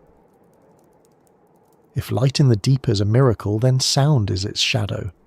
Where light fails, sound continues. It moves through water like breath through lungs, slow but unrelenting, carrying meaning far beyond sight. The deep ocean may look silent, but it isn't. It's filled with voices, low, steady, overlapping. Some are ancient, some mechanical, some fleeting. But all of them belong to a world that never truly stops speaking. Sound is how the deep ocean thinks. Water carries sound faster and farther than air ever could. It's denser, more cohesive, more patient. A single sound can travel for hundreds, even thousands of kilometers underwater without fading entirely. That's why submarines use sonar, why whales can communicate across entire basins, and why scientists can sometimes hear earthquakes from continents away. The deep is a cathedral of resonance, vast and unending, where every sound lingers long after its source has gone quiet. At the surface, sound scatters easily. Waves break, bubbles form, air disrupts the signal. But deeper down, especially beyond a few hundred meters, the ocean becomes smoother, more uniform, and sound begins to bend and channel. There's a particular layer called the SOFAR channel, short for sound fixing and ranging, where pressure, temperature and salinity balance perfectly to trap sound waves. In that narrow band, audio travels with astonishing efficiency, refracting gently between layers like light in fibre optics. Whales use it. Submarines use it. It's the deep's natural communication line, a kind of invisible highway where information can move endlessly through the dark. If you could listen to the deep, really listen, the first thing you'd notice is that it's never truly quiet. The ocean's soundscape is constant. There's the distant roar of underwater volcanoes, the groaning of tectonic plates shifting beneath the crust, the hiss of bubbles rising from vents, the thud of collapsing cliffs, and the occasional crash of an iceberg carving into the sea. These are the slow geological voices of the ocean's heartbeat. Layered atop them are the sounds of life. Clicks, moans, pulses, crackles. Shrimp snap their claws to stun prey, creating tiny sonic pops that, when multiplied by millions, produce a background crackling like rain on leaves. Whales sing, their calls rolling across kilometres like chants. Fish grind, grunt and thrum to attract mates or defend territory. Even the movement of plankton creates faint vibrations, inaudible to us but felt by creatures evolved to sense them. Then there are the sounds we've brought with us. The hum of ship engines, the ping of sonar, the distant rattle of machinery. Human noise reaches almost every part of the ocean now. It's so pervasive that some scientists refer to it as the anthropogenic fog. To us it might sound faint, but underwater those frequencies travel far. They mix with natural sounds, masking them, confusing animals that rely on acoustic cues to navigate or communicate. Whales have changed the pitch of their songs to be heard over the growing background of ship traffic. Dolphins have adapted their communication ranges. Some species, unable to compensate, simply go silent. In a realm where sound is everything, silence isn't peace, it's displacement. The study of underwater sound, bioacoustics, ocean acoustics, and hydroacoustics has become one of the most revealing tools in modern marine science. Where light and cameras fail, sound continues to map, measure, and interpret. Scientists deploy hydrophones, underwater microphones, that can record everything from whale calls to the hum of distant earthquakes. Arrays of them spread across the sea floor, forming listening networks that monitor not only life but geology, climate, and human activity. These instruments have detected sounds no one expected. Mysterious low-frequency pulses known as the bloop, rhythmic thuds that echo across thousands of kilometres, and sharp crackles from icebergs breaking apart. Each new sound adds to the vocabulary of the sea. For the longest time we imagined the ocean as mute.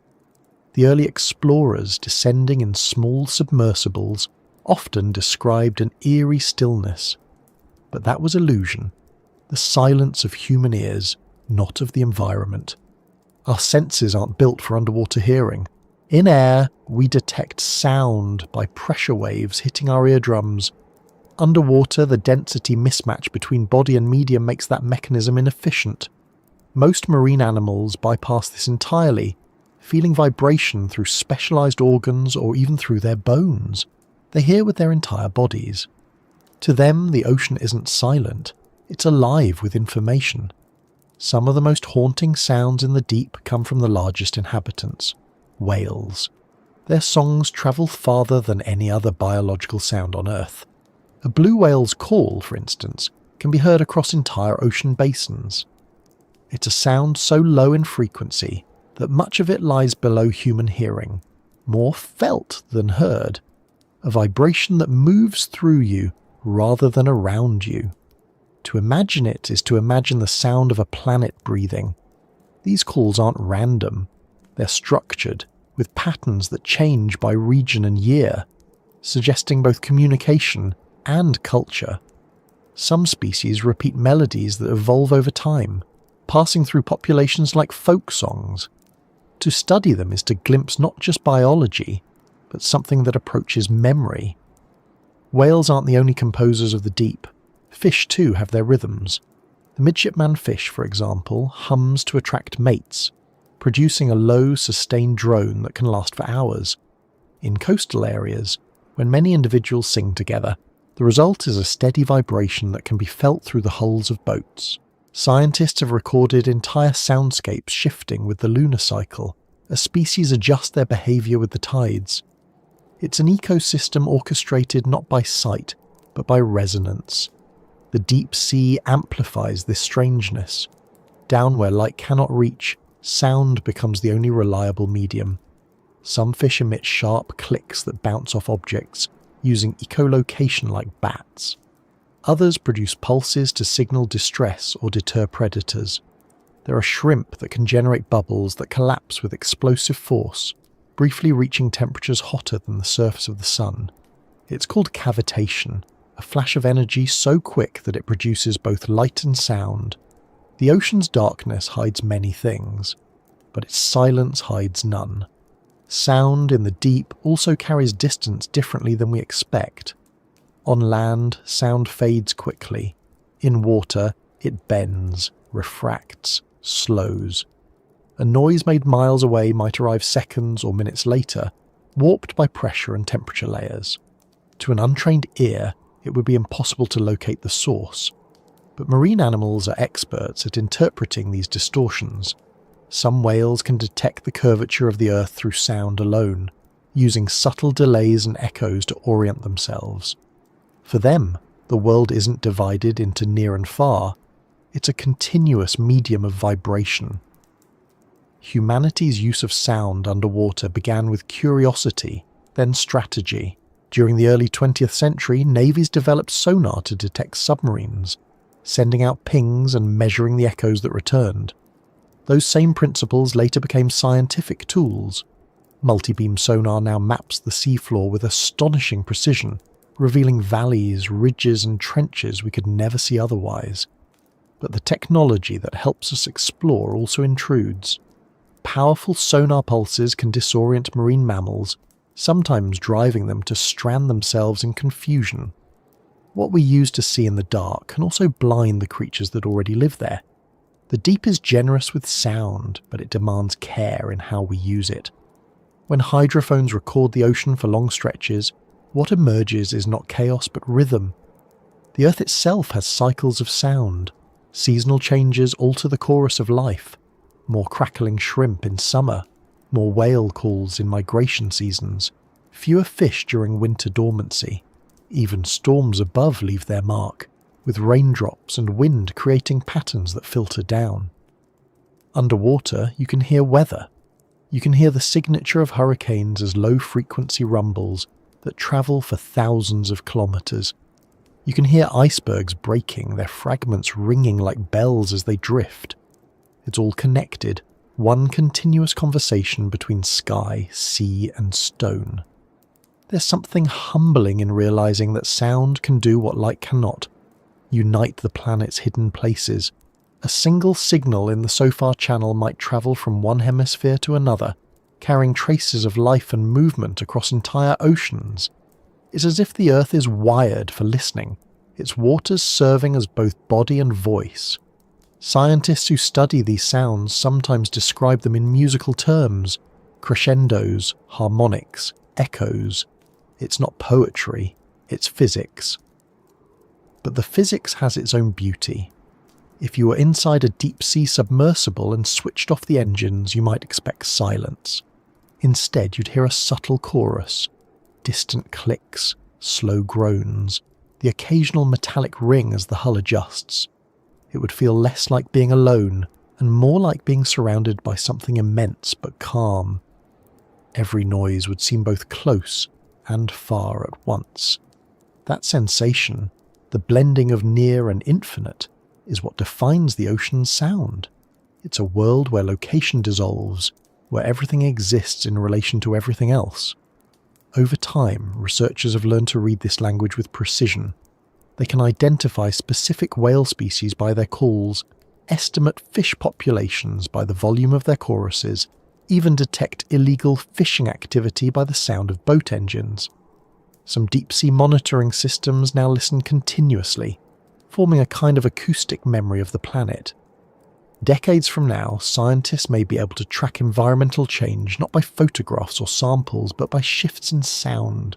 The deep ocean's voice could become its own archive, a living record of climate, biology, and human presence. The idea that sound defines this world changes how we think about exploration. We've spent centuries chasing visibility, wanting to see, to photograph, to illuminate. But in the deep, seeing is a privilege, hearing is survival. For most creatures there, vision is useless or non-existent.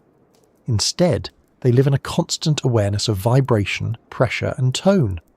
The ocean doesn't ask to be seen, it asks to be heard. Listening to it has taught us not just about marine life, but about the Earth itself. Hydroacoustic data have revealed previously unknown volcanic eruptions, landslides, and meteor impacts. They've recorded the rumble of undersea earthquakes hours before the resulting waves reach shore. In that sense, sound isn't just a window into the deep. It's an early warning, a messenger. The ocean tells us what's happening if we're quiet enough to hear it. But quiet is the hardest thing for humans to achieve. The deeper we go, the more we bring with us. Motors, propellers, drills, cables. Even our listening devices make noise. We try to hear, but we keep interrupting ourselves. To truly understand the deep, we would need to learn to enter it without speaking, to let it talk first. The sound of the deep doesn't need amplification. It needs attention.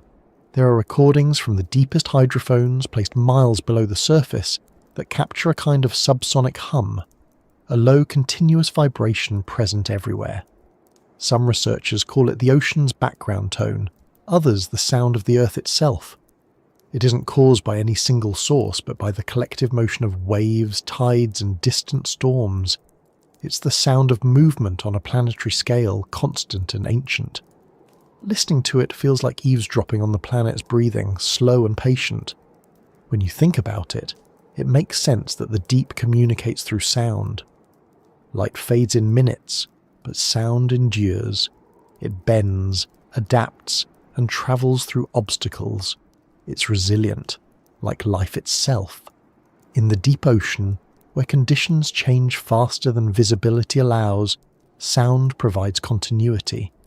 It's how everything stays connected in a place too vast for sight.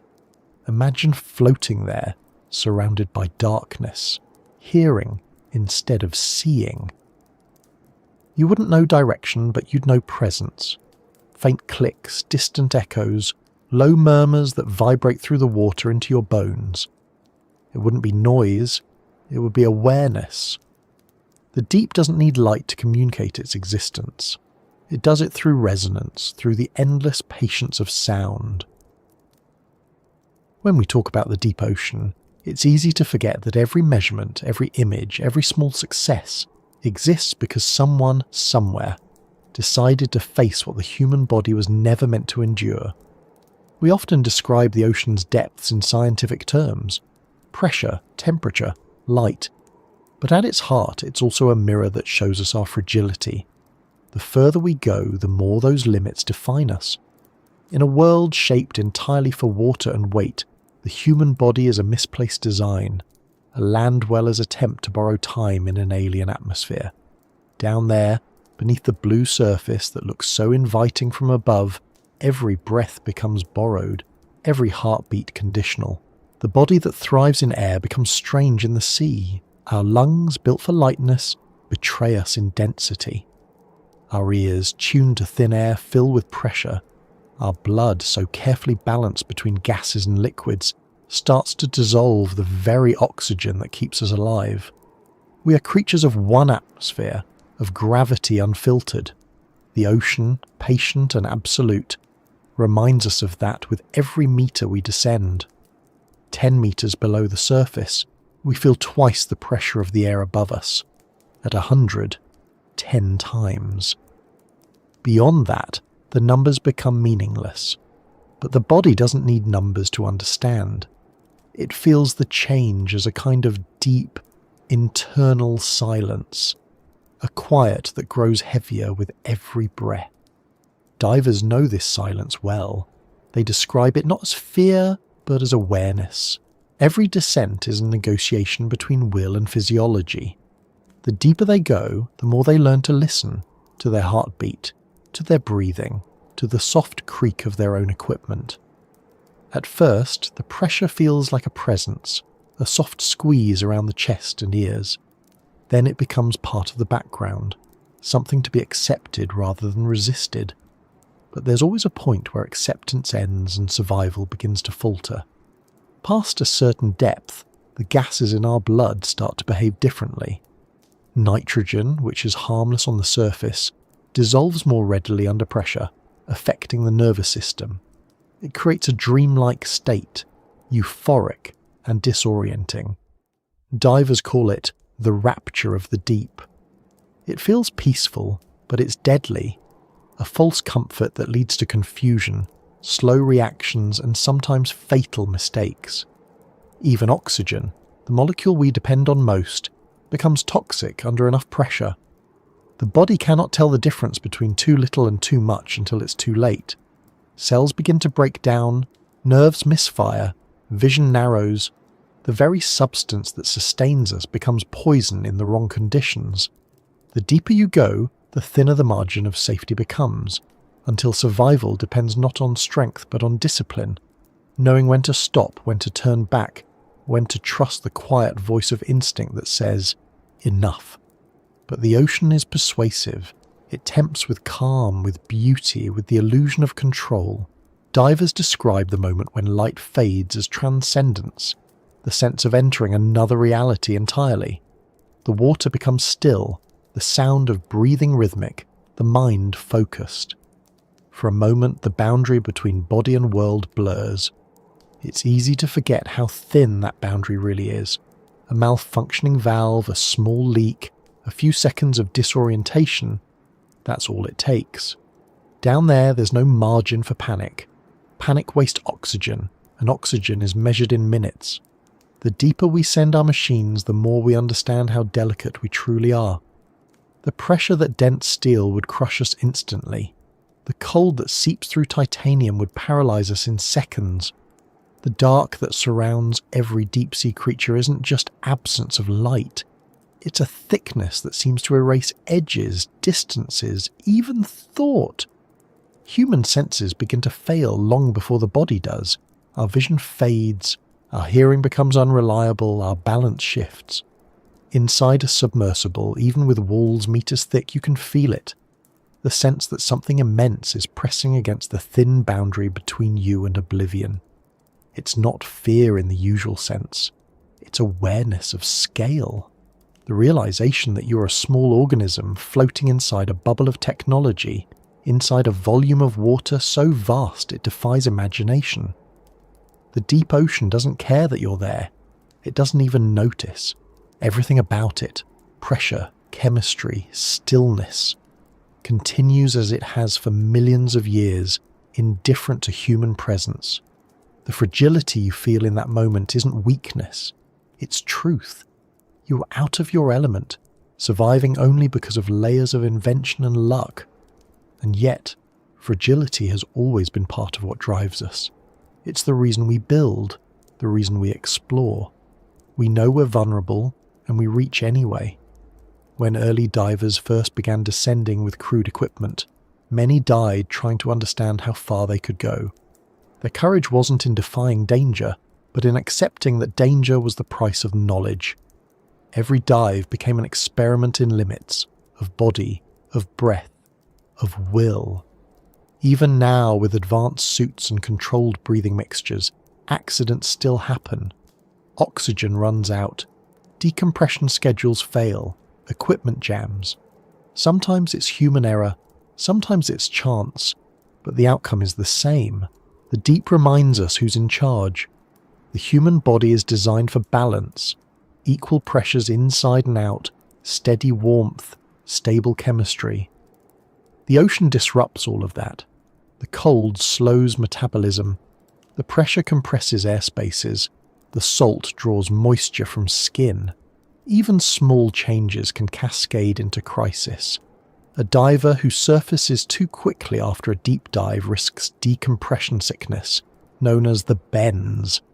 It's caused by dissolved gases forming bubbles in the blood as pressure drops. The pain is severe, But the danger is worse. The bubbles can block circulation, cause paralysis, even death. The cure is to return to pressure, to descend again, slowly, so the body can recover. There's a cruel symmetry to it. The same depth that nearly kills you becomes the only thing that can save you. For those who descend in submersibles, the experience is different but not less humbling. Encased in thick metal walls, you're protected from the crushing weight, but not from awareness. The hull creaks as the pressure increases, small groans that sound like distant thunder. Every sound echoes through the chamber, amplified by the knowledge of where you are. There's nowhere to go, nowhere to run, only trust, in engineering, in preparation, in the quiet competence of those who designed this fragile sphere. The line between safety and catastrophe is measured in millimeters of steel. Some explorers describe the sensation of deep descent as meditative, almost sacred. The surface world disappears, no light, no sky, no horizon, and what's left is focus. You're suspended in black water, moving downward at a few meters per second, watching the numbers climb on the pressure gauge. It feels endless. You know that the smallest mistake could be fatal, but that awareness sharpens rather than dulls the mind. In that state, fragility becomes clarity. It reminds you that control is never total, that every heartbeat is borrowed from an environment that doesn't belong to you. Even for those who never dive, the fragility of the human body shapes how we explore. We build layers of technology to compensate for our limitations: pressure hulls, oxygen systems, navigation computers, communication arrays. But each of those layers adds new points of failure.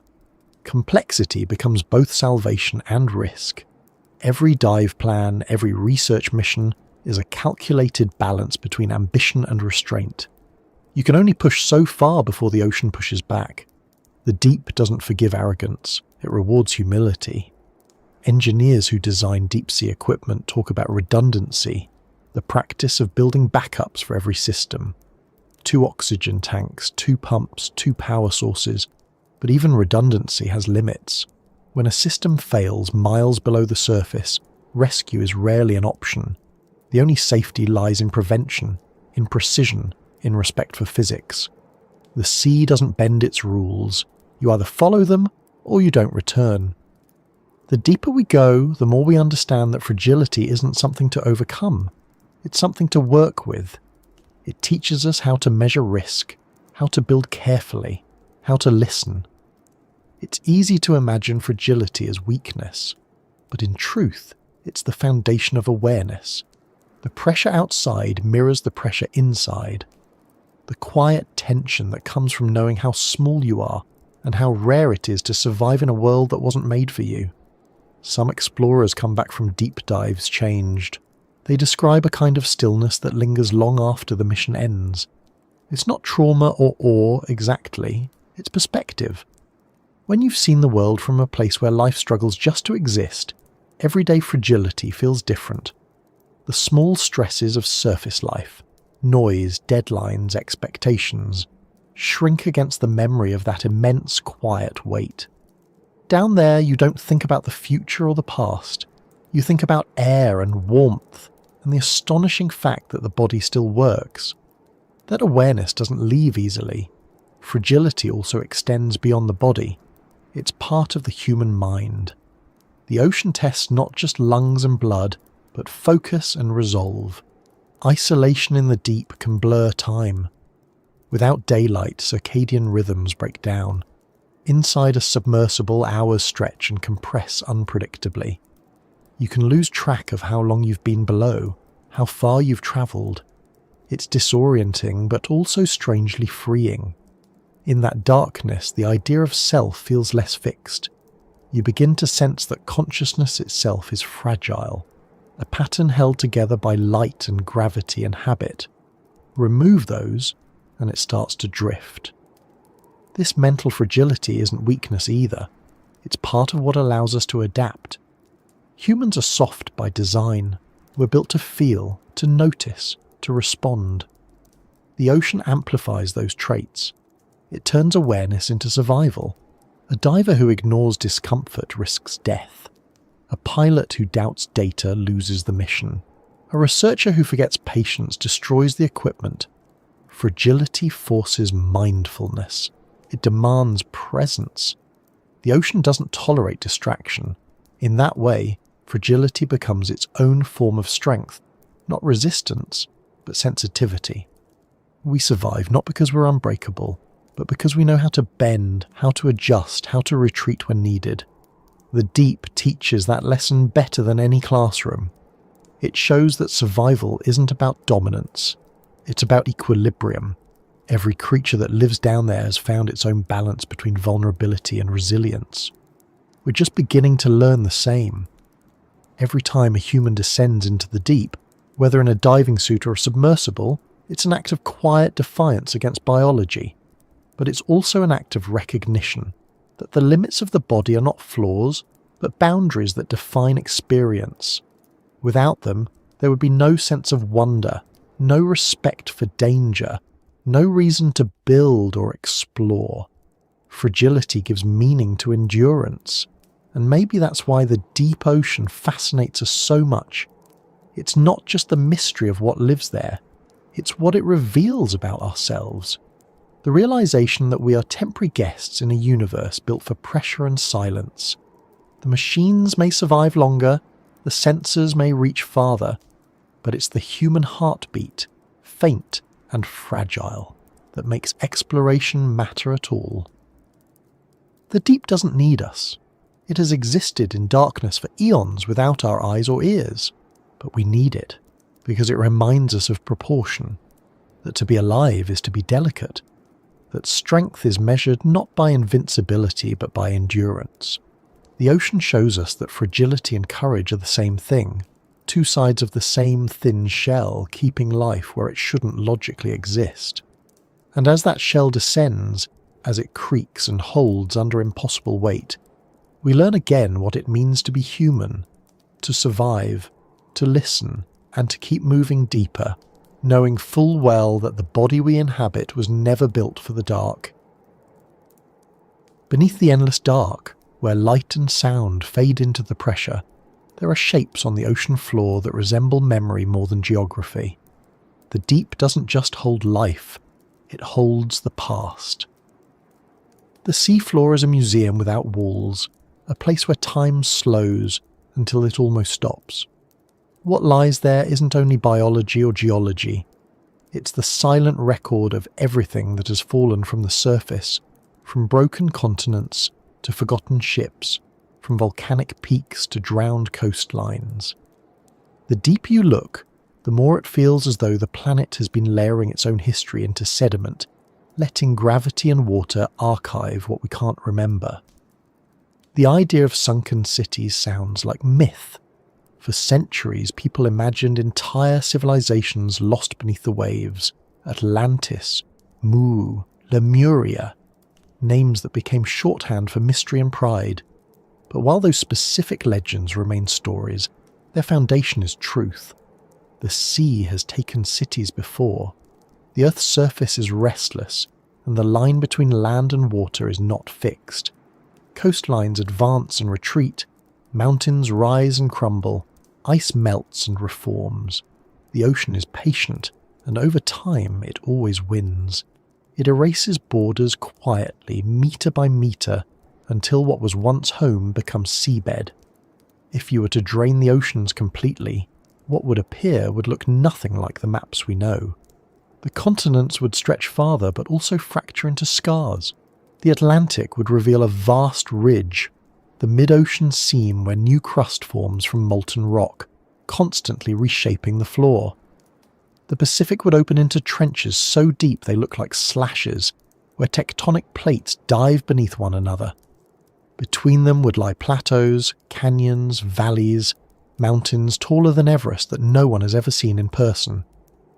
Some of those peaks are ancient volcanoes, long extinct. Others still breathe, releasing heat and minerals that feed entire ecosystems. Among those peaks and plains are the remnants of worlds that used to be above water. The Black Sea, for instance, was once a freshwater lake surrounded by early human settlements. Around 7,500 years ago, as the last ice age ended and global sea levels rose, the Mediterranean spilled over a narrow land bridge, flooding the basin in a catastrophic surge. Villages, forests, and fields vanished almost overnight. Archaeologists have found evidence of human tools and dwellings hundreds of meters below the modern surface. A reminder that climate change is not new, only newly witnessed. The ghosts of those drowned communities still lie buried in silt, their stories muted by salt and time. Farther south, along what is now India's coast, sonar has revealed the outlines of structures beneath the Gulf of Khambat, geometric patterns that suggest walls, streets, and foundations. The discovery sparked debates: ancient civilization or natural formation. The ocean doesn't clarify. It preserves shapes but not certainty. Sand and current distort everything, blending human order with geological chance. Whether those patterns belong to cities or stones hardly matters. They show that the boundary between myth and evidence is as fluid as the tide itself. All along the continental shelves, traces of lost landscapes wait in silence. Beneath the English Channel, scientists have mapped an ancient river valley called Doggerland, a land bridge that once connected Britain to mainland Europe. 10,000 years ago, it was grassland filled with herds and forests. Now it's fishing ground, its hills and rivers buried beneath silt. Divers have recovered bones of mammoths and tools of hunter-gatherers from its seabed. Every tide that moves across it carries fragments of a vanished world. These aren't ruins in the way we think of ruins. No standing walls or columns, no mosaics or temples. They're impressions, preserved in mud and stone. The ocean doesn't freeze time, it reworks it, layering history under new sediment. That's why so much of Earth's memory belongs to the deep. Once the sea takes something, it stops decaying in the usual way. Oxygen disappears, microbes slow down, corrosion becomes glacial. Objects buried there can last thousands of years untouched. Wooden shipwrecks rest in near-perfect condition, their hulls intact, their cargo still packed as it was. The cold, the pressure, the dark, the same conditions that make exploration impossible also make preservation perfect. Shipwrecks are perhaps the most haunting examples of these silent ghosts. Every ocean holds them. Thousands of steel and wooden skeletons lying on the bottom, each one a frozen story of human ambition meeting physics. Some are modern vessels, swallowed by storms or war. Others are centuries old, resting under layers of silt.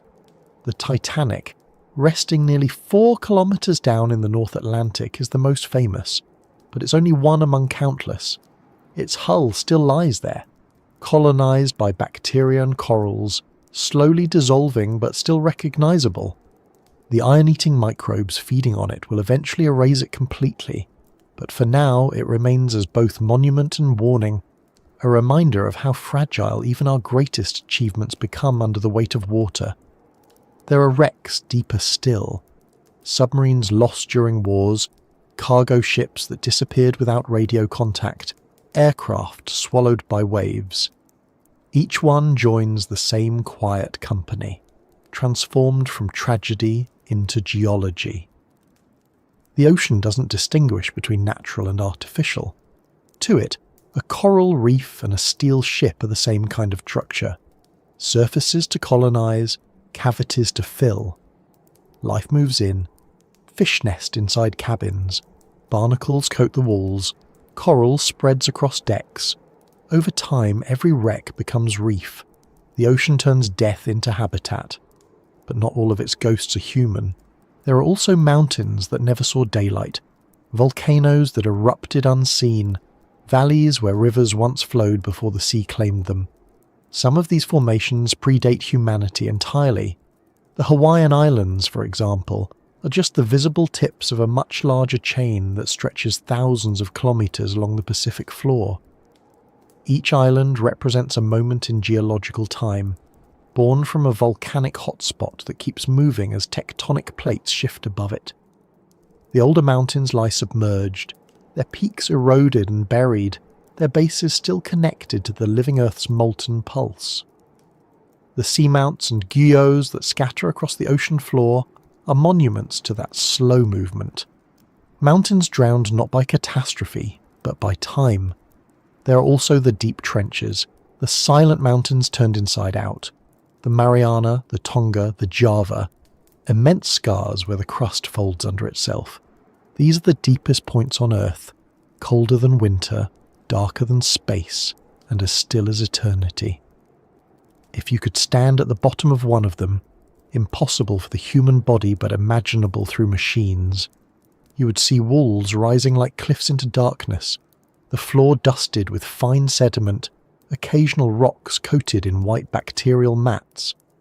It's a world of immense pressure and absolute quiet. The mountains here are negative, inversions of the ones we climb.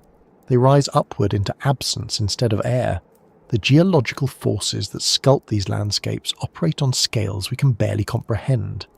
Tectonic plates drift a few centimetres a year, yet over millions of years they reshape continents. Entire mountain ranges rise and vanish without witnesses. The Himalayas were once seabed. Fossils of marine creatures have been found near their peaks, proof that what we call permanent is only temporary in geological terms. The ocean floor, too, is constantly being recycled. New crust forming at ridges, old crust sinking into trenches. The ground beneath the deepest sea is younger than the rocks beneath our feet. Even the ancient ghosts there are part of something that's still moving, still changing. Sometimes, when submersibles capture footage of these places, it's almost impossible to believe they're real. Vast plains of black basalt stretch to the horizon. Towering cliffs rise out of darkness, their edges lost in shadow. Chimneys of hydrothermal vents pour mineral-rich water into the cold, glowing faintly from chemical reactions. The footage looks alien, but it's home, the unseen part of our planet that shapes everything above. Earthquakes, tsunamis, volcanic eruptions, all begin in these hidden mountains and valleys. The deep isn't just history, it's the engine of now. And among these silent formations, among the remnants of ancient seas and drowned lands, lie traces of our own age, cables, debris, containers, fragments of technology. The ocean floor has become a map of human presence, unintentional but undeniable. Communication lines stretch like artificial routes across continents. Lost cargo spills from ruptured ships, scattering plastic and metal across silt. It's ironic that even as we fail to explore the deep fully, we've already left our fingerprints there. Our fragility travels downward too. When scientists study the sediments at the bottom of the ocean, they find more than natural minerals. They find microplastics, heavy metals, radioactive isotopes, the signatures of modern civilization. These layers will one day become strata in the geological record, marking the moment when humanity became part of Earth's deep memory. We may never build cities down there, but in a way we've already left our ruins. Still, the ocean remains the ultimate archaeologist. It takes everything, but it gives back understanding.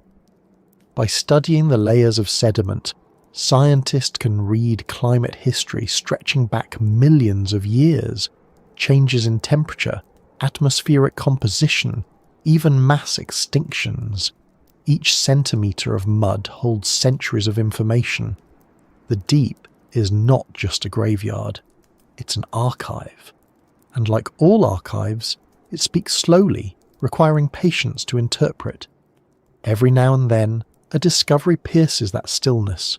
A submerged temple off the coast of Japan, an ancient ship unearthed by a storm, a city uncovered by sonar where no one expected one.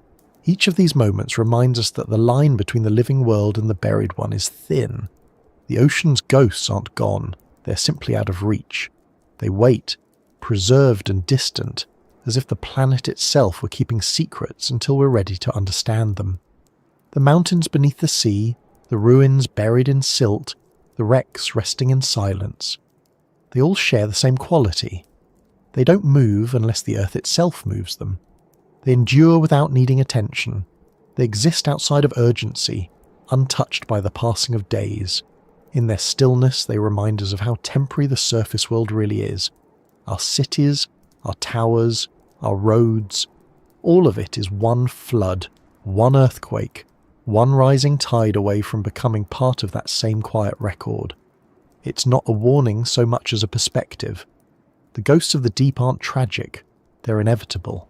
They show what happens when time is allowed to continue without interruption. The sea doesn't mourn what it covers, it integrates, it turns memory into matter. That transformation is its nature. If you could walk across the sea floor, through the valleys and over the mountains, past the wrecks and the fossilized corals, you'd see the planet as it truly is. Not a static sphere, but a living body, shedding and rebuilding itself continuously. Every ridge, every trench, every buried structure is a trace of that motion. The deep isn't death, it's transition, written in stone and salt. Somewhere far below, beyond the reach of light or time, a mountain is rising from molten rock, and beside it, another is sinking into the crust. Above them, pieces of history drift downward, fragments of ships, bits of plastic, the dust of civilizations.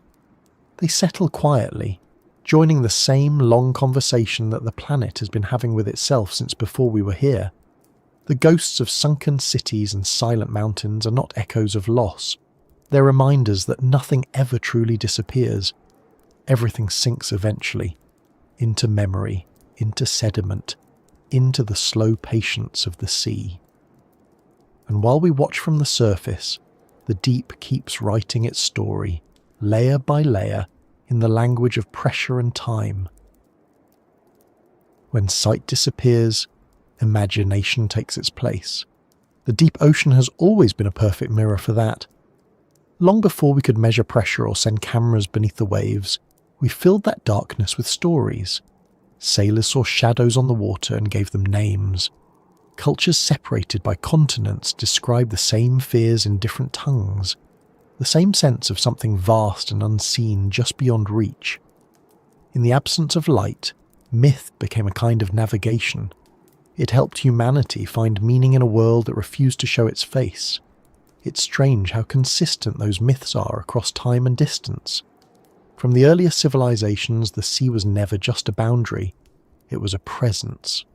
The Greeks imagined it ruled by gods who reflected its moods, calm one day, furious the next. To them, the ocean wasn't chaos but personality, unpredictable yet aware. In the Pacific, island cultures spoke of the sea as a living ancestor, a force that gave life and demanded respect. Norse legends describe serpents so large they could encircle the world, sleeping beneath waves that rose and fell with their breath.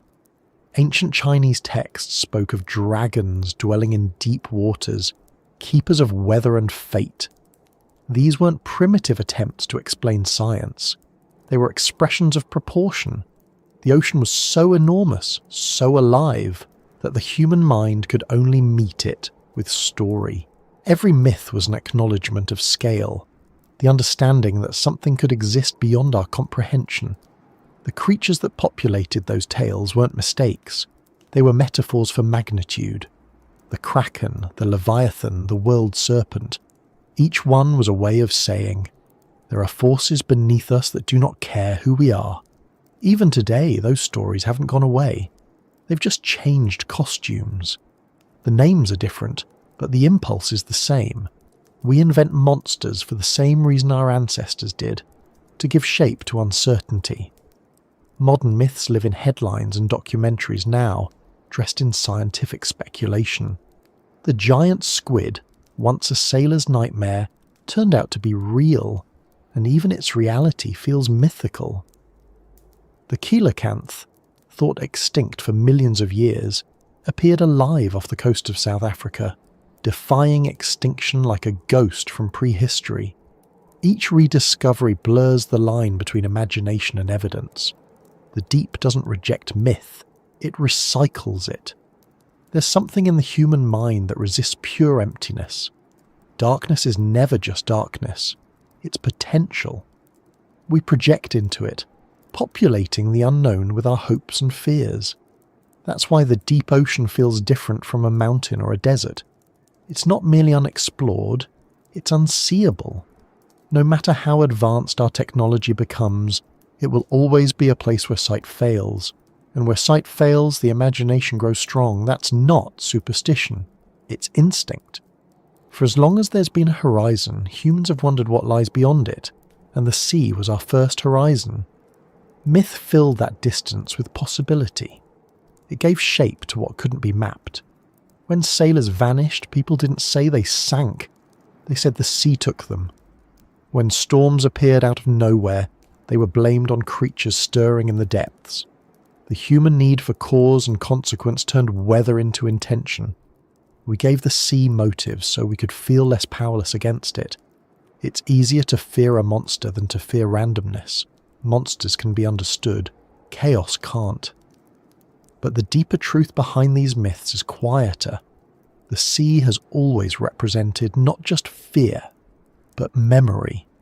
Many cultures saw it as a boundary between worlds, the realm of the living and the dead, the known and the forgotten. In Japanese folklore, spirits of the drowned linger beneath the surface, whispering to fishermen. In Polynesian traditions, the ocean is both cradle and grave, a place where souls return to rest. Even in modern stories, the ocean remains the setting for disappearance.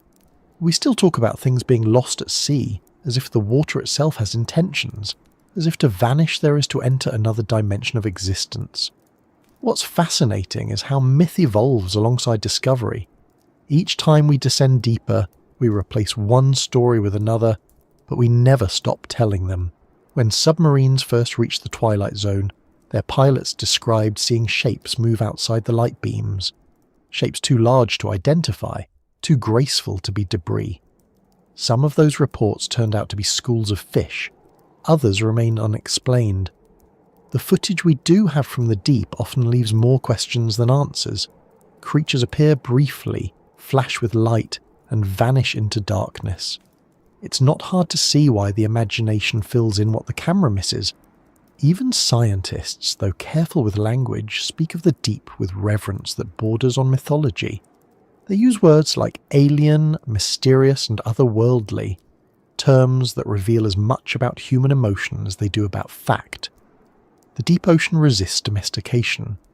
No matter how much data we gather, it refuses to become familiar. It's as though the planet keeps one realm deliberately unknowable, a reminder that knowledge has edges. In that way, myths serve an unexpected purpose.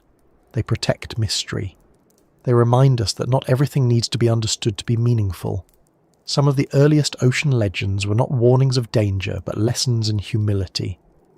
The sea, they said, belongs to itself. You may cross it, harvest it, even live beside it, but you never own it. Every culture that survived near water learned that truth. The moment you forget it, the sea takes it upon itself to remind you. And perhaps that's why myths about the deep are never just about monsters. They're about relationship, between surface and depth, life and death, control and surrender. The creatures in those stories are reflections of us, distorted by distance and fear. When we imagine a leviathan coiled around the world, we're really describing our own scale against the planets. When we tell stories about cursed voyages or ghost ships, we're grappling with the limits of human certainty. Every myth about the sea is also a confession. We know less than we like to believe. Over time, science has taken the place of folklore, but it hasn't erased the impulse behind it. The ocean still inspires awe in ways that science alone can't contain. A biologist looking at a deep-sea jellyfish might describe its anatomy, its feeding behaviour, its genetics. But the first reaction, before the data, is always wonder. That feeling, the shock of beauty, the recognition of something alive yet utterly alien, is the same feeling that gave rise to myth. The names and explanations change, but the emotion is ancient. Even our most rational language reveals this continuity. We call certain creatures monsters of the deep, not because they're evil, but because they're outside our frame of reference. We describe them as strange, grotesque, or unbelievable, when really they're just honest expressions of an environment that doesn't care about our aesthetics. The blobfish, the gulper eel, the giant isopod, all perfectly adapted to their world, all mocked or marvelled at in ours. The myth persists because the boundary between fascination and fear is thin. In some ways, modern myths have become quieter. We don't imagine gods under the waves anymore. We imagine data waiting to be discovered. But even that faith in discovery, in explanation, is its own kind of myth. We tell ourselves that technology will eventually reveal everything, that there's no mystery that can't be solved. The ocean disagrees. It hides 95% of its volume from human eyes, not maliciously, but naturally. It remains, as it always has, too big for ownership, too complex for closure. Some of the old legends, when you look at them closely, contain more wisdom than superstition. The Polynesian navigators who crossed vast distances without maps relied on a deep, intuitive understanding of the sea. They could read waves, currents, and stars with precision that modern instruments have only recently matched. Their myths about ocean spirits weren't just beliefs, they were frameworks for respect and discipline. To navigate safely, you needed to treat the sea as something conscious, not literally, but ethically. That mindset kept them alive. Even in the West, where the Enlightenment replaced spirits with measurements, the ocean kept its mythology. Artists and writers turned it into metaphor, for the subconscious, for time, for infinity. Melville's whales and Coleridge's albatrosses are modern descendants of older gods. They show how myth adapts to each era's language. The same awe that once filled temples now fills laboratories and studios. The medium changes, the meaning endures. What makes the deep ocean unique among all earthly places is that it remains resistant to domestication. We've charted mountains, mapped the moon, and built machines that can orbit the planet, but we still speak of the deep as if it were another world. That persistence of mystery ensures that myth will always have a home there. Each discovery adds detail without dissolving the unknown. Every new creature filmed by a submersible becomes both explanation and continuation of a wonder. Sometimes, when researchers review footage from unmanned dives, they find anomalies, lights flickering in patterns that don't match bioluminescent organisms, shadows moving against current. Usually there's a rational explanation, reflections, distortions, debris, but not always. And in those not always moments, the imagination wakes up again. The scientists smile quietly, the same way ancient sailors might have whispered about sea serpents. They don't believe in monsters, but they believe in mystery which is close enough.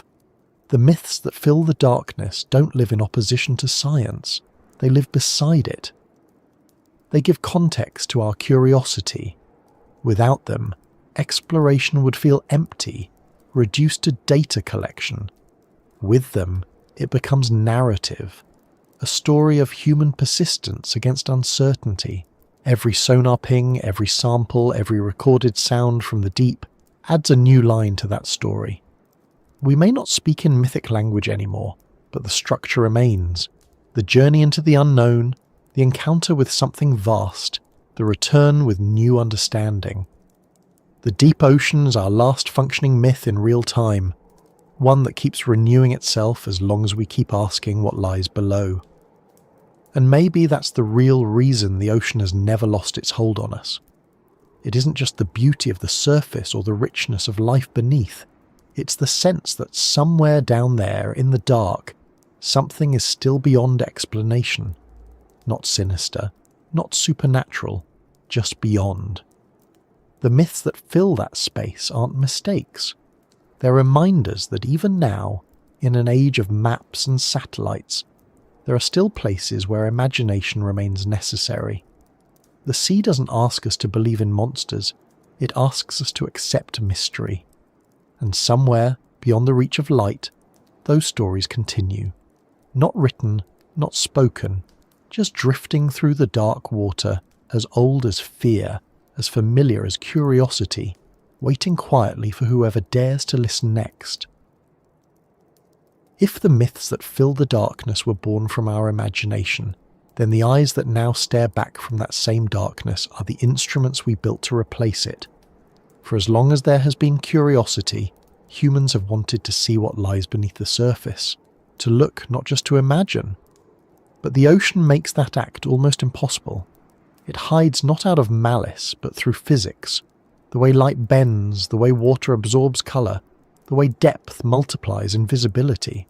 Seeing in the deep is not a natural act. It's an intrusion, an attempt to translate a world that never evolved to be witnessed. And yet, we've tried. Every deep-sea expedition begins with the same desire, to turn darkness into sight. Our eyes were never meant to see there, so we built new ones, cameras, lenses, sensors, machines that could survive pressure, endure cold, and capture light too faint for biology. The first attempts were crude. Glass portholes on steel spheres, lights bolted to frames, cables running back to ships above. The images they brought back were grainy, distorted, almost abstract, but they were proof that visibility was possible. For the first time, humanity could look directly into the midnight zone, and what it saw was both thrilling and humbling. Not monsters or emptiness, but a vast stillness punctuated by movement so slow it bordered on silence. Those early eyes were mechanical extensions of human will. They didn't know what to look for, so they recorded everything. The footage often showed small particles drifting past the lens, mistaken at first for snow, then later understood as marine snow, a rain of organic material falling endlessly from the surface. Dead plankton, fecal matter, fragments of algae and shells, all descending like dust through water. It became clear that this slow fall was what fed the deep. Every spark of life there depended on it. The first eyes in the abyss revealed not horror or chaos, but order, a cycle of decay and renewal happening in perpetual twilight. The more our technology improved, the clearer those images became. Fibre optics replaced steel cables, digital sensors replaced film. Autonomous submersibles began to carry high-definition cameras capable of operating for weeks without human control. They moved through the dark with precision, their beams slicing narrow cones of light through blackness. What those beams revealed wasn't emptiness, but a living universe of subtle colour and movement. Shrimp the size of grains drifted beside jellyfish longer than cars. Fish with transparent heads floated motionless, their eyes rotating inside domes of glass-like tissue. Everywhere, there were signs of adaptation, creatures shaped not by sunlight but by the absence of it. The cameras recorded what no human eye could directly perceive, light that isn't light as we understand it. In near-total darkness, bioluminescence becomes the dominant language. Creatures flash and pulse, some constantly, others in rhythm. The first time these displays were filmed, scientists compared them to constellations, tiny galaxies drifting through liquid night. The recordings were more than beautiful, they were revelations. They showed that the deep wasn't barren, as once thought, but densely populated. Its life was delicate, translucent, often invisible to anything but the most sensitive instruments. Our eyes had been too blunt to see it. The abyss had always been alive. We just hadn't learned how to look properly. But the act of looking changes what is looked at. Every expedition wrestles with that paradox. The lights needed to film these creatures can also blind or disorient them. The machines that hover silently are in truth never silent.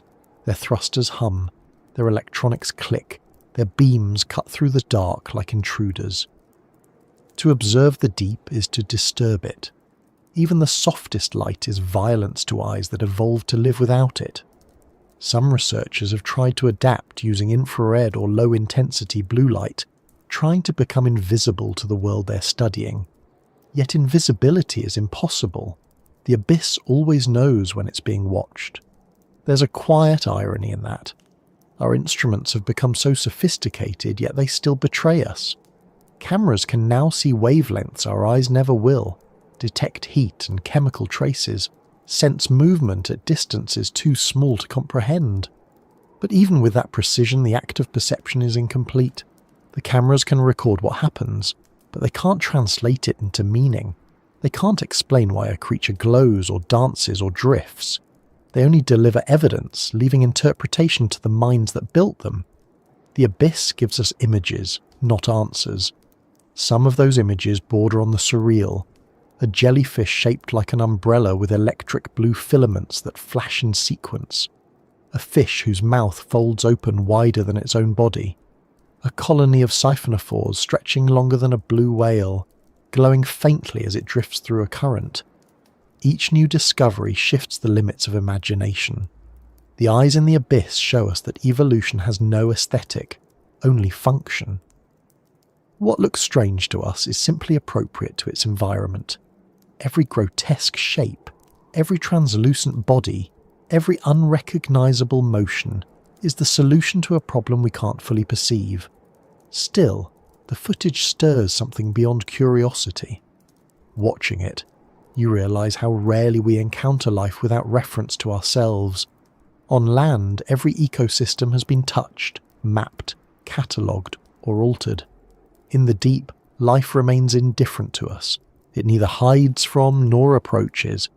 It exists in parallel, unconnected to human narrative. That indifference is its beauty. When the cameras film a creature gliding through the beams, it doesn't react with recognition. It simply continues. It doesn't know we're there. It doesn't need to. And yet, despite the alienness, something familiar lingers in every image. The way a shrimp curls when startled, the way a squid pulses through water, the way small creatures gather near vents for warmth. These are gestures of life we recognize. Movement driven by hunger, fear, reproduction, survival. The basic mechanics are universal. The eyes in the abyss reveal both our difference and our connection. They show that even in a world without sunlight, the logic of living continues. Adapted, slowed, transformed, but never extinguished.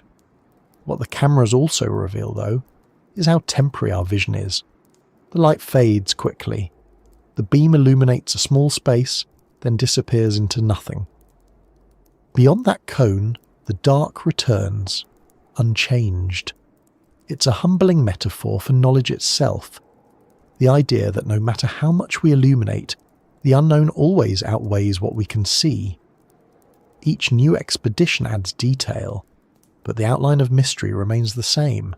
The deep ocean refuses to become small. In recent years, new kinds of eyes have begun to emerge. Not just cameras, but sensors that perceive the ocean in ways we can't. Some detect magnetic fields. Others listen for chemical signatures or measure bioluminescent flashes automatically, recording when and where they occur. Artificial intelligence now sorts through thousands of hours of footage, identifying species and patterns without human bias. Machines learn to see in our place, finding order where we see chaos. But even as we expand our perception, we remain dependent on interpretation. Machines can recognize, but they cannot wonder. Only we do that. The more we see, the more we confront the boundaries of perception itself. Light, after all, is a shallow phenomenon. It exists near the surface, fades with depth, and disappears beyond a few hundred meters. Sight is a surface sense. The eyes we send into the abyss stretch it unnaturally far, but they can't change its nature. They bring the surface downward rather than bringing the deep upward. In that sense, our cameras are translations, attempts to convert one world's language into another's. Some meanings are lost in translation. Even so, there's something almost sacred about the first moments of playback from a deep-sea camera. Scientists gather around a monitor in a cramped ship's cabin, watching shapes emerge from black. There's a shared stillness as the footage plays. Small gasps, quiet murmurs. It's discovery stripped of spectacle, replaced with respect. The deep doesn't offer revelation, it offers patience. Every second of footage is the result of hours of descent, calibration, waiting. Every glimpse feels earned. And yet, for all our technology, the most profound aspect of seeing the deep remains emotional, not technical. The eyes we've built have become mirrors. They don't just show us the ocean, they show us our need to see. They reveal the persistence of that instinct to reach, to record, to understand. Each expedition is a reaffirmation of curiosity, a statement that even in a world defined by pressure and cold, we are still capable of care. We still want to know. Some of the most striking images from recent years come not from large submersibles, but from small disposable cameras dropped on weighted frames. These freefall devices sink silently, land gently on the seafloor, record for a few hours, then release their ballast and drift back to the surface. They capture life that doesn't even react. Amphipods swarming over a carcass, a snailfish hovering in still water, sediment drifting like smoke. There's no drama, no narrative, just existence continuing as it has for eons. The simplicity is what makes it powerful. The deep doesn't perform, it doesn't need to, and somewhere between those images and our interpretation lies a quiet truth. Seeing the abyss hasn't made it smaller, it's made it larger. Every time we open a new window, we realise how much remains outside the frame. The eyes we've built don't conquer mystery, they expand it. The more detail we see, the more context we lose. The ocean remains vast and we remain temporary. There's a strange intimacy in watching life that doesn't know it's being observed. It reminds us of the distance between perception and experience. The creatures filmed in the deep are unaware of observation, just as the ocean itself is unaware of our awe. The camera's lens is both a bridge and a wall. It connects us to what we could never touch, but it also reminds us that true presence is impossible there. We can see, but we cannot belong. Even so, we keep sending our eyes downward, as if compelled by something older than curiosity, a need to witness the unseen. Maybe it's the same impulse that drove our ancestors to stare at the horizon or look up at the stars. The direction changes, but the longing doesn't. The abyss, like space, represents everything we're not built to inhabit, and that's what makes it irresistible. The eyes in the abyss will keep multiplying.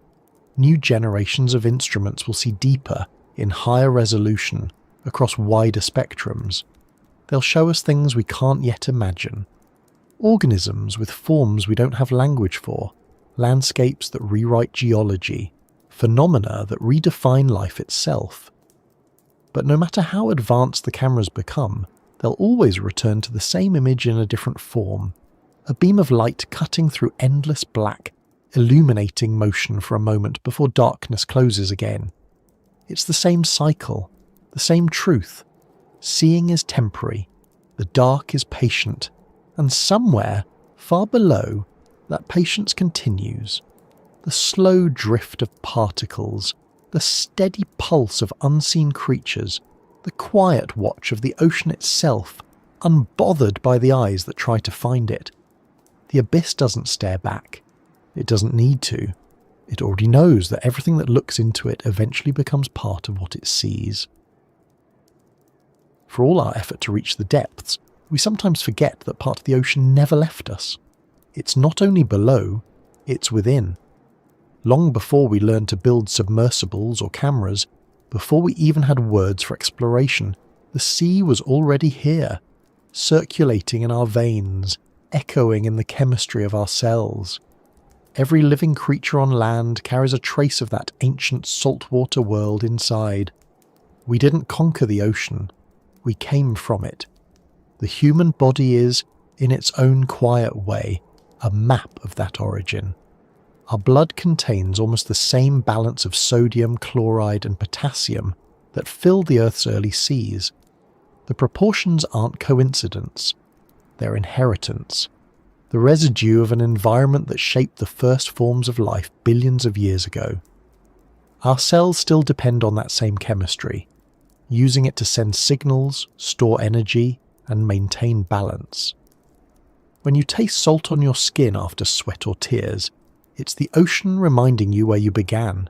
That connection isn't symbolic, it's biological. Life started in the sea, in conditions that would seem hostile by today's standards, acidic, mineral-rich, unstable. Yet within that chaos, molecules learned to cooperate. Membranes formed, energy flowed, replication began. Every organism alive today is a continuation of that event, modified and multiplied through time but still governed by water. Even our most complex structures, the brain, the heart, the senses, depend on liquid environments to function. We're walking vessels of the same chemistry that fills the abyss. When you look at the ocean, you're looking at the oldest part of yourself. The deep may feel foreign, but it's the foundation of what we are. The rhythms of our bodies echo its movements. Heartbeat like tide, breath like wave. Our sleep follows cycles that align more closely with lunar phases than we care to admit. Even our emotions, calm, turbulence, depth, stillness, borrow their metaphors from the sea. The language of water runs through our description of being human. We talk about drowning in thought, floating in memory, tides of feeling. It's not just poetry, it's recognition. Scientists studying physiology have long noted how finely tuned our systems are to pressure, buoyancy, and salt balance. The fluids inside us maintain equilibrium in ways that mimic the relationship between sea and atmosphere. When divers descend, their blood chemistry shifts to compensate for external pressure. When they rise, it adjusts again, striving for balance. It's as if the body remembers the rules of its birthplace. The ocean outside and the ocean within are governed by the same physics. That memory extends beyond biology. Every civilization, no matter how far from the coast, has kept a relationship with water through rivers, lakes, rains, or myth. Ancient stories of floods, of rebirth through water, of purification and cleansing are not coincidences scattered across cultures. They're echoes of an older truth, that water was our first environment, the medium from which we emerged and to which we instinctively return. Even in the most arid landscapes, people dream of seas. They build wells, channels, and rituals around the idea of flow. The ocean, even unseen, shapes imagination. The connection is so fundamental that it affects how we think and feel. Psychologists have found that being near water, hearing it, seeing it, even imagining it, calms the human mind. It lowers heart rate, reduces anxiety, slows breathing. The effect isn't aesthetic, it's physiological. The brain recognizes water as home. The same frequencies that carry whale songs and the hiss of waves resonate with the frequencies of our own nervous system. It's a conversation older than words, a dialogue between the inner and outer ocean.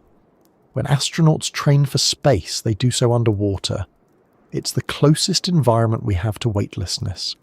Floating in a diving suit surrounded by water, they rehearse what it means to be untethered, to exist in a medium where every motion requires patience.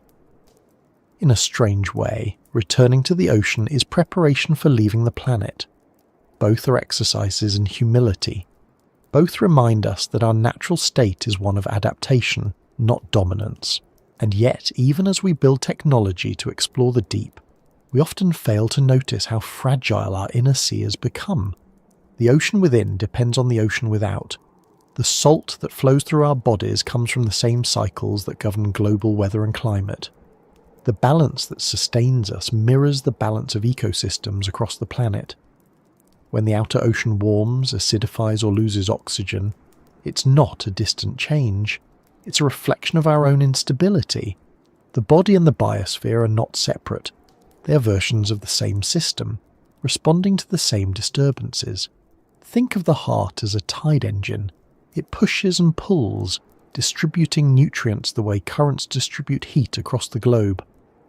Think of neurons as lightning in a storm, brief electric exchanges that travel through a fluid medium. The boundaries between those metaphors blur because they were never boundaries at all.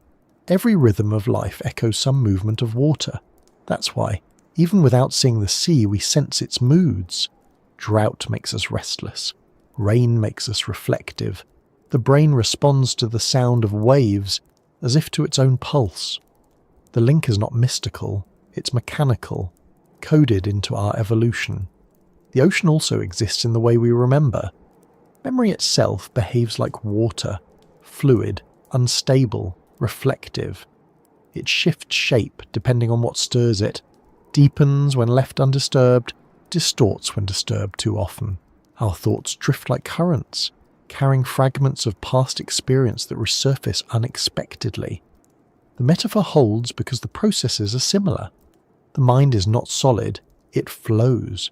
And in its deepest layers, beneath awareness, something ancient still moves. A collective memory older than culture, shared by all living beings. The memory of having come from the sea.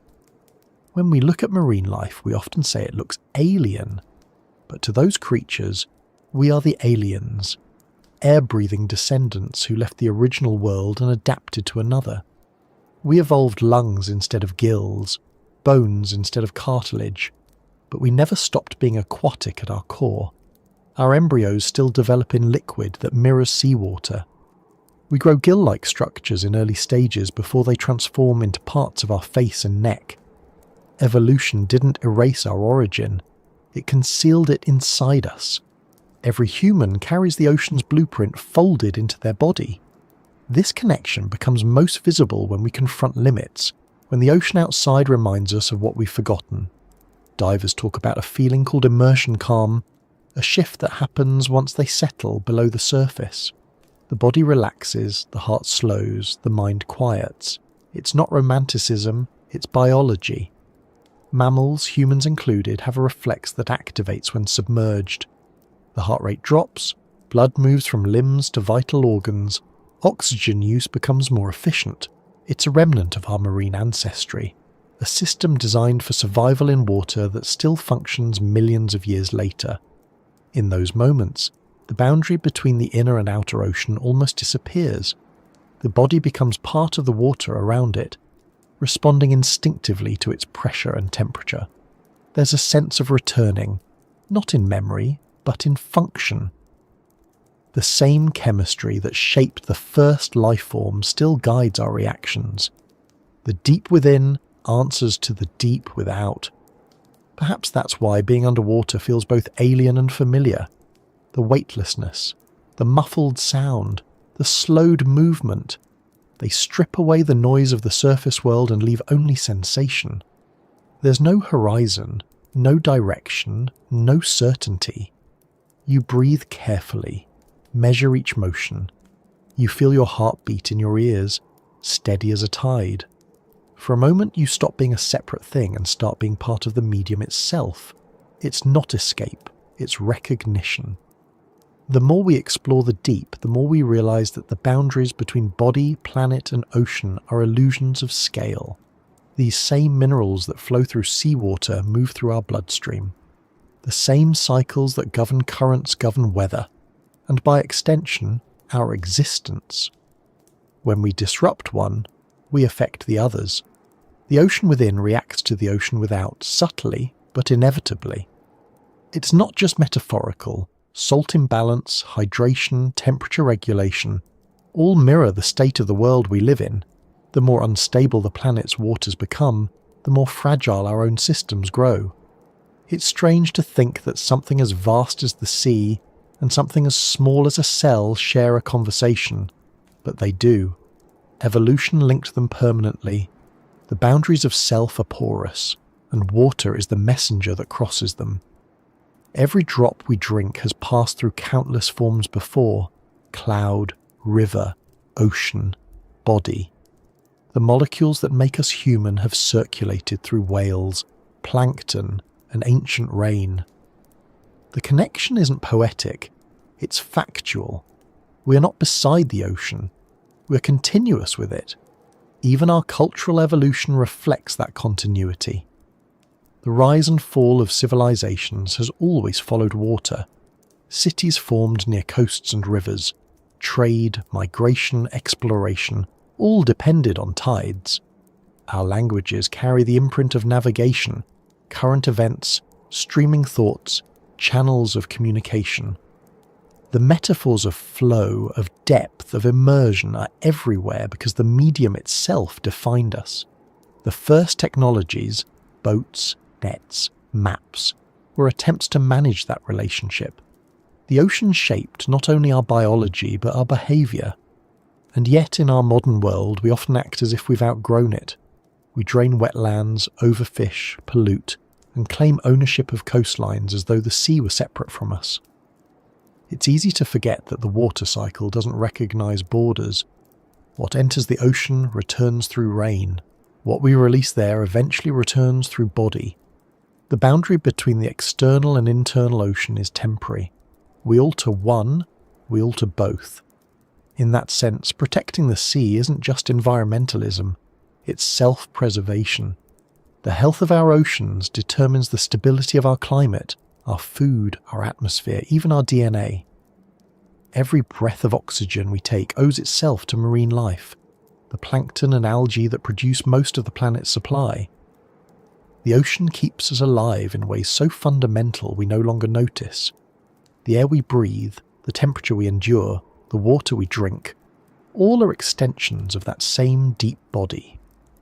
The ocean doesn't end at the shore. It continues in clouds, in veins, in thought. There's a quiet symmetry to it. The same forces that sculpt the seafloor sculpt our evolution. The same cycles that sustain marine ecosystems sustain civilization. When we look inward and outward, we see the same element, the same persistence. Water connects the smallest molecule to the largest system, the personal to the planetary. It carries memory through matter. It's not a resource to be owned. It's the substance of belonging. Somewhere in that realization lies a kind of humility, the understanding that the ocean isn't just a place to explore, but a presence to acknowledge. It's not foreign, not distant, not other. It's identity. It moves through us whether we notice or not, and in that sense, every exploration of the deep is also an exploration of ourselves. When we study the pressure, the currents, the chemistry, we're studying echoes of our own origin story. We're learning what it means to exist in balance with a system older than life itself. So maybe the reason we keep returning to the ocean, in science, in art, in memory, is not just curiosity, it's recognition. We're drawn to it because it feels like remembering something we never consciously knew. The surface world may belong to air and light, but the foundation beneath it, the quiet rhythm that keeps everything alive, still belongs to water. And somewhere inside every one of us, that rhythm continues, the slow, steady pulse of the ocean within, carrying the memory of where we came from, waiting for us to listen closely enough to hear it again.